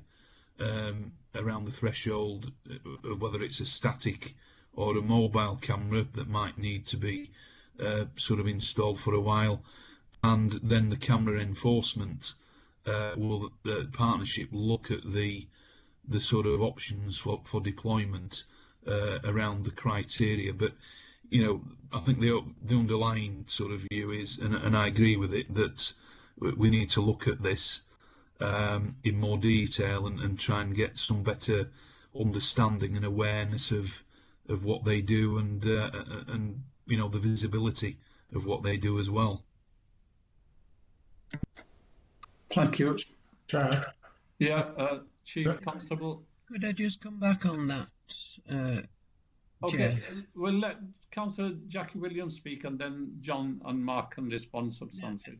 I was just wondering if there is any mileage or any way that we could possibly get local councillors involved on this partnership, as we are the ones at the sharp end, for want of a better way of putting it, who are getting the calls, and having to deal with irate residents. So I'm just wondering if there's any way that this, that we could look into the possibility of expanding the membership of this particular partnership. Thank you, Jackie, because we're never listened to. So, okay, over to you, Mark or John. Well, just on that last point, yeah, I think we need to look at, whatever options we deem might be helpful in terms of representation and better understanding of what, to be fair, what the partnership need to comply with in terms of the criteria that they are, bound by to some extent, and what is the flexibility and representation other than just officers, shall we say, whether it's highways or police on that partnership. So I will make contact with Paul Jeffrey, I think it is the partnership manager, and have an initial conversation with him around how we might sort of consult and instigate a review. Chair, I was just going to make a point that I hope you don't think that we're not doing any enforcement. The police are responsible for enforcement, of course we are. We do more drink driving, more drug driving, more mobile phone and more speed ticketing than most other forces in the country across West Yorkshire. We've got more NPR and more resources dedicated to many of our counterparts, and we have proactive intercept teams and dedicated staff. Plus, with the support of the Commissioner, we've now joined many other forces who did it before us, and we've got a dash cam enforcement system in place.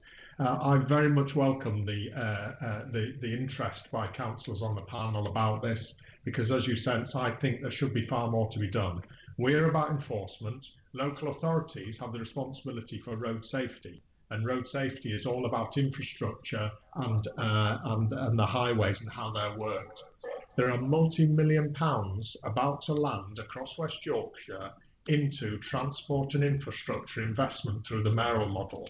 I would encourage you all, through your leaders, to start putting significant influence and passionate voices into that, going into road safety, as well as what will be trams, green highways, and all of the other things that we'll see the money being spent on. So I welcome your interest, and I would welcome your support to get influence and traction to say that people dying and being injured on the roads and the antisocial behaviour across all of our communities is part of transport and infrastructure investment. It's not all new, innovative and other things as well. I think I've made a point, Chair, and I think we're in the same agenda on this. Thank you. Thank you, John. Okay, can I, Russell Brown, did you want to ask a question? Councillor Russell Brown? Is Russell still here? Yeah, he's still there. Okay, we'll move on.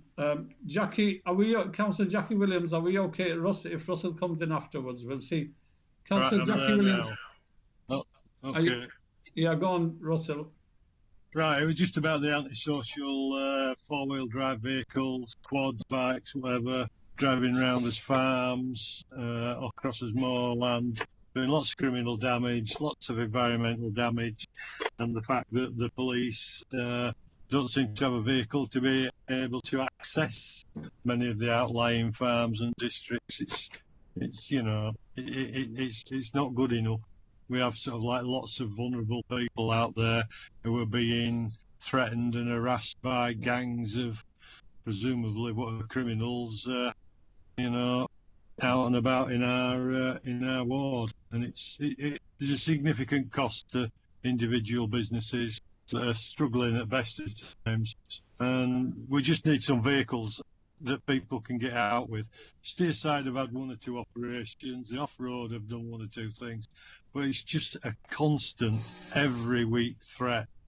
So I'd like us to think that we could do a bit of something for these people. Thank you. Okay, Russell, who wants to respond? Just to comment, as I say, I've had an update in terms of the district activity, and there certainly is a lot going on certainly in Bradford on the upstairs side that Councillor Brown has just mentioned.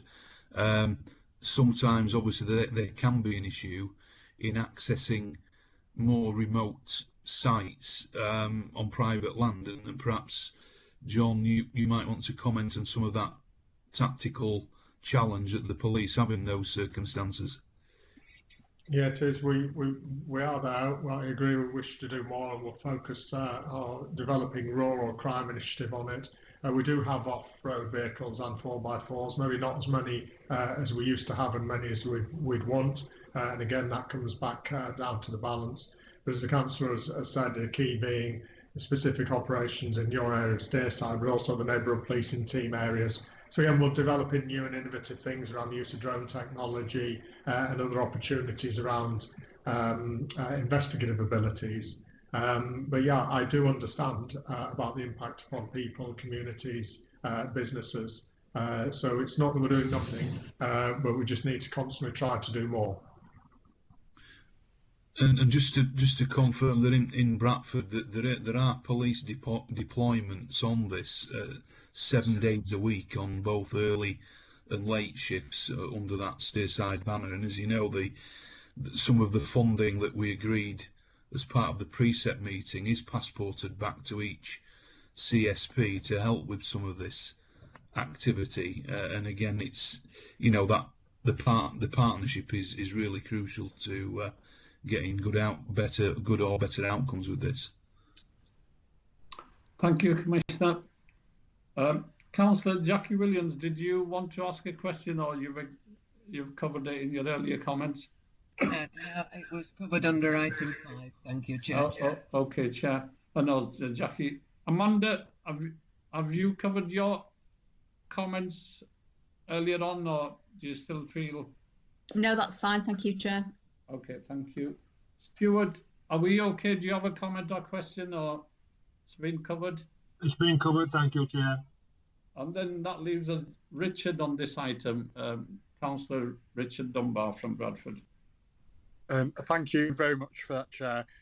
Yeah, just it's good to hear the points in about the partnership and the hopefully impending review. And as well as speaking about representation, I think it's also important to talk about communication when looking at the terms of reference, because, you know, we're getting bits of information as a panel through yourselves, Mark and John, but I think that communication of what happens on that panel needs to be improved, because obviously as elected members, road safety is an issue which gets brought up at top of our list in terms of complaints raised by residents.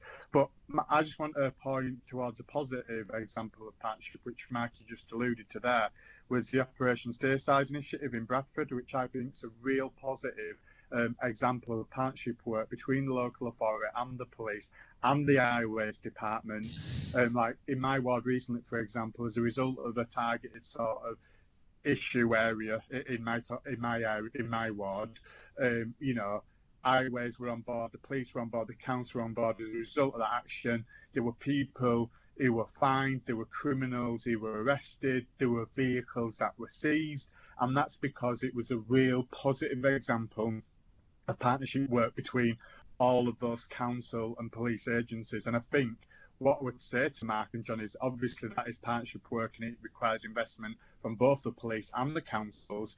I would say we need to be pushing initiatives like Steerside across the whole region, actually, because I think, you know, it's been ongoing in Bradford for a number of years now, and, you know, council's still committed to it, as are the police. So I just think we need to be getting better, whether it's through the CSPs or whatever, but really actively encouraging positive examples like this, because it's not only a good example in Bradford and West Yorkshire, I would argue it's an example of great partnership work within the country, actually. Yeah, thanks, Richard. No, I completely agree with you. And you know, prior to COVID, I've been out there on some of those multi-agency initiatives that have taken place in different parts of Bradford. You know, and again, I'll just reiterate, as you know, part of my sort of terms of office has been ring fencing that funding to passport back to each CSP to allow the partnership to decide how they want to spend that funding on local priorities within the police and crime plan. And obviously road safety, as we know, is absolutely one of those. But yeah, we always need to keep things under review. I think a similar approach has been adopted in Calderdale. I think it's Operation Horhill, and similar ones in other districts. But you know, clearly the off-road biking nuisance is absolutely to the fore in this conversation, as well as, you know, that I agree with you around the communication of that partnership. You know, and as I say, I just think it needs to be much more visible and accessible to for everybody to know, you know, who's on there and what they can and can't do and what resources they've got.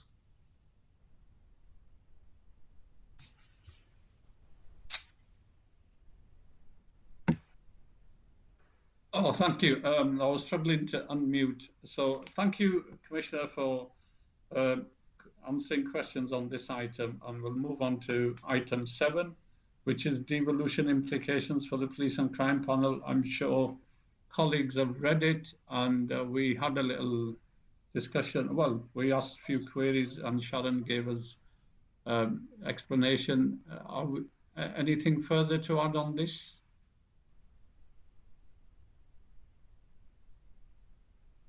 No. Okay, thank you. And I guess in April meeting, there'll be further information on the latest developments. Okay, we'll move on to item 8, Commissioner's response to any current issues. Commissioner, if you could, yeah.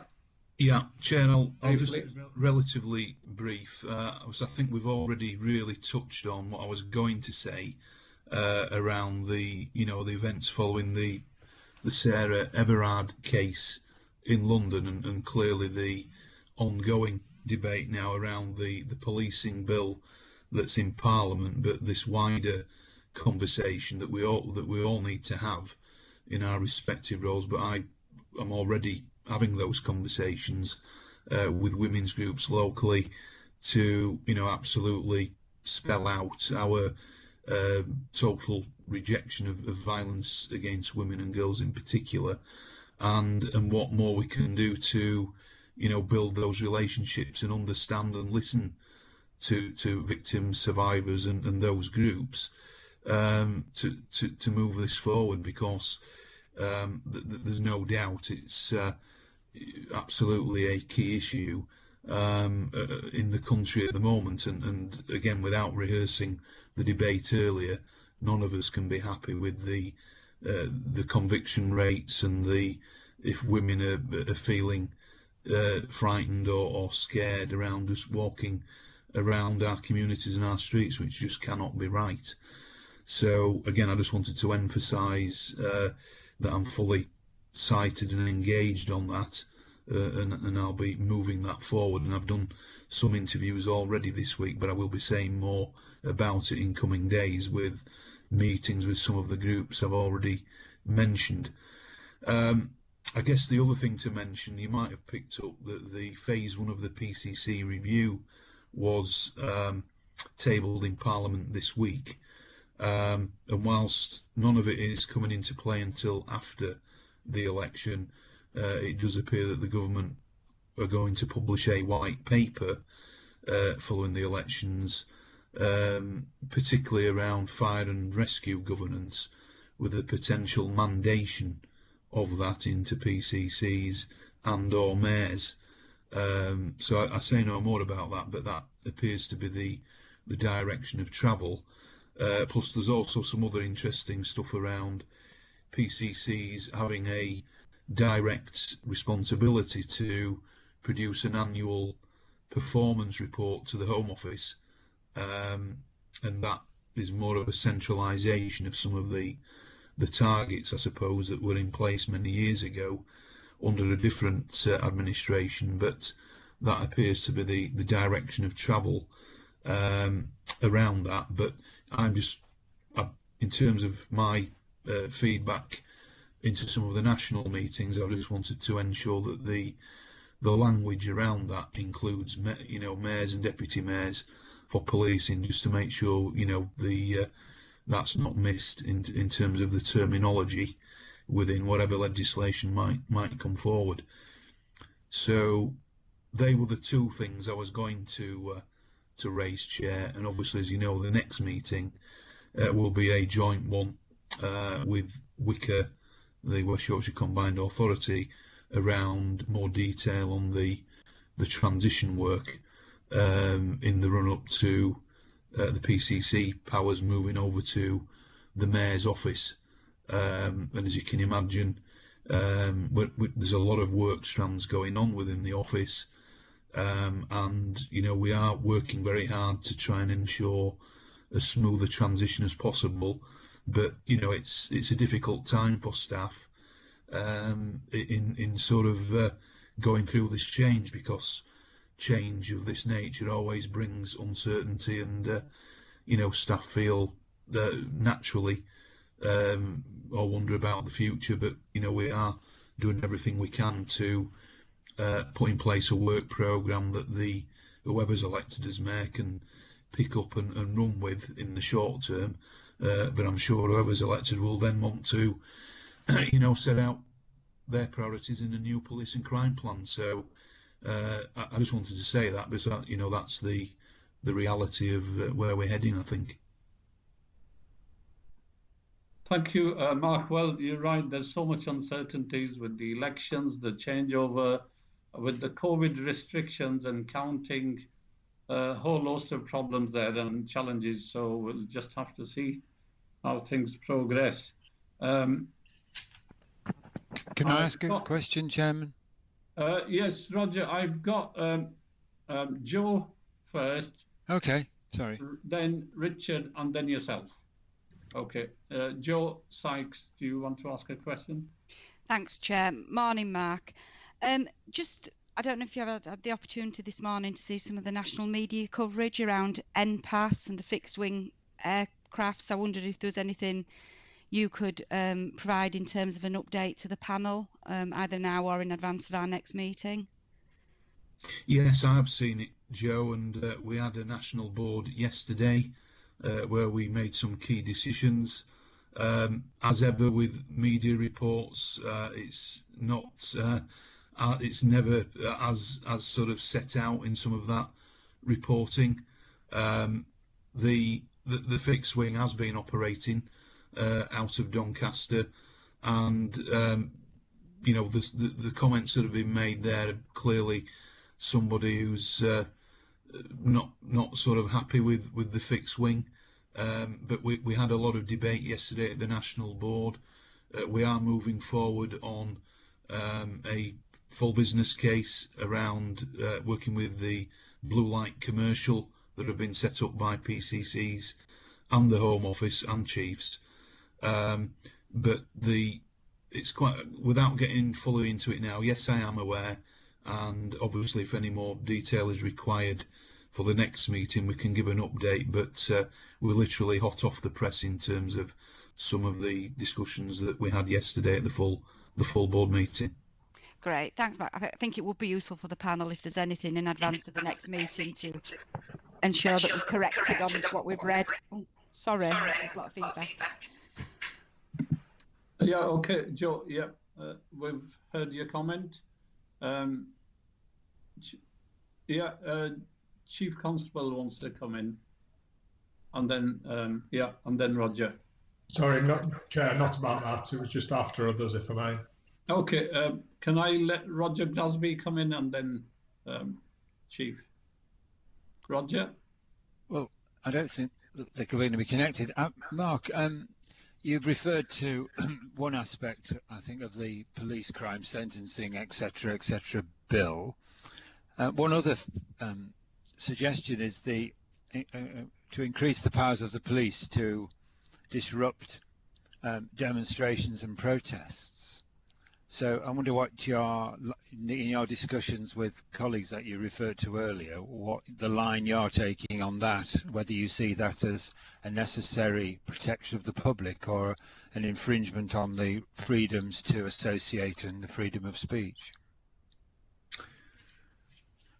Yeah, I think we need to be very careful on this. I'm not convinced that many more powers are needed, and I think certainly after the events that we all saw in London at the weekend, accepting that it's always going to be probably more difficult in London because of the national profile and probably the people that travel into those events, that we don't rush to make legislation in a knee-jerk way. So I need to see more of the detail, to be honest, Roger, of what is actually proposed. But my general view is one of caution around making sure we've got the balance right, because actually even during the pandemic, as we know, we had the Black Lives Matters movements that arose last year, and of course over the course of the weekend and into early this week, the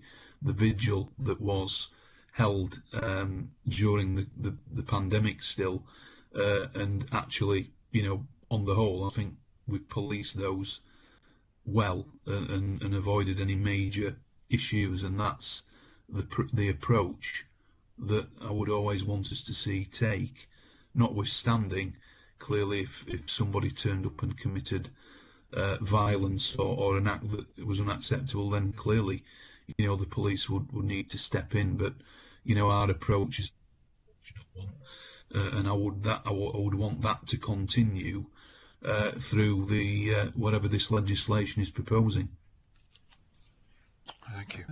Thank you, Commissioner. Any other comments or questions from panel members before Chief Constable comes in?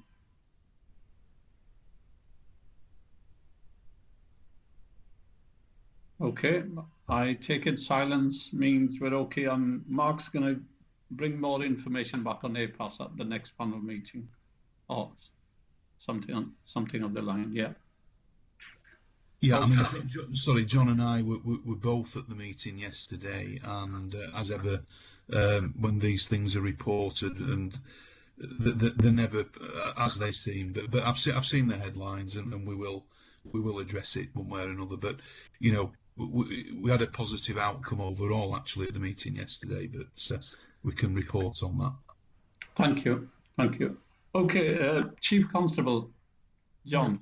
Yeah, just very briefly, Chair, I just wanted to put on record the thanks of West Yorkshire Police to Mark Burns-Williamson as being Police and Crime Commissioner, and as Chair of the Police Authority before that, and I'm grateful for his support over many years to policing across West Yorkshire.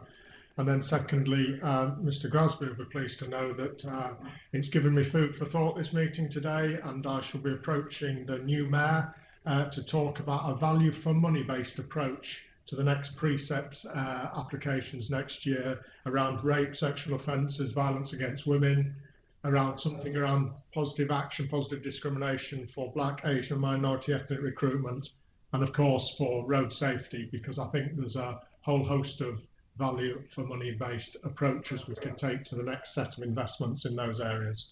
Thank you, Chair. Good. Thank you, John. Yes, I think we need to, it's good to have these points on the agenda for the Mayor, because whoever it will be will have some resources funding on all the transport infrastructure changes, so that is a good opportunity to start off with these conversations. So I guess no comments on item 8 now. Okay, silence means we move on. Item 9, publish key decisions. There isn't any. So Chair, just to say, I think we have updated the website. Apologies that they weren't on for this meeting, but again, it's just pressure of work on the transition. But that'll be fully updated for the next meeting. Thank you, Commissioner. Okay, agreed action log. You've seen the paper for information. It is for information, and it's been updated. Thank you. Forward agenda, you've got the meeting for next meeting, date for next meeting in April, and the other meetings are there. So we're okay with that. Chair, could I just ask, please? Yeah. Reference has been made to the next meeting is with the West Yorkshire Combined Authority. What does that mean? Who are we actually meeting? We meet people. I mean, who are we meeting? Who are these people? Chair, as I understand it, it's likely to be Alan Rees and Ben Still potentially, maybe Angela Taylor. I don't know if councillors are aware of any of those those personnel, but yeah, senior officers at the Combined Authority to come and update around the work streams on the transition. Okay, and that's with the panel members, and yourself will be in attendance as well. Yes, yeah. Because originally, as you know, it's us, our panel that requested a meeting in April because we felt there was a big gap between the next meeting and the March meeting. So, yeah, no, sorry, I think I was just making the point that this increasingly becomes a wicker agenda because they will be the employers of the OPCC when the mayoral combined authority comes about on May the 10th. So, you know, we're working closely with them, but they will increasingly need to provide those updates because they'll be the people responsible for that. Okay. I was just wondering, Chair, is that the item, or are we having a normal panel meeting but with a bit on the transitional arrangements? So I come in here. It will be a normal panel meeting. We're still working out the logistics around it, but we'd said that this was going to be a bit of a mop-up, so there will be panel business and there'll be some parts that are briefing. So we need to work closely with Mark's office to sort out exactly how that meeting will run. But it will be a panel meeting, or at least part of the meeting will be a panel meeting in public as usual, with some of the usual items on there. Good. Well, thank you very much. Thank you, Sam. Okay. Chair, is it intended to have the joint internal audit report as well to that meeting? Sam? Yes, it is. Yes. Trevor Lake is going to come along and present his annual report, and also because they're meeting today, so he'll be giving an update on how that work will move forward when under the new mayoral arrangements. Yeah. Okay, thank you. There's no complaints, which is item 12. Any other business? No. So we meet in April on 23rd of April, Friday. So can I thank everybody for joining today's meeting, the Commissioner, his team, John, Chief Constable, and the panel members, and thank the support officers for supporting us. Okay. Thank you. Thank you. Thank you very much. Everybody. Cheers, bye.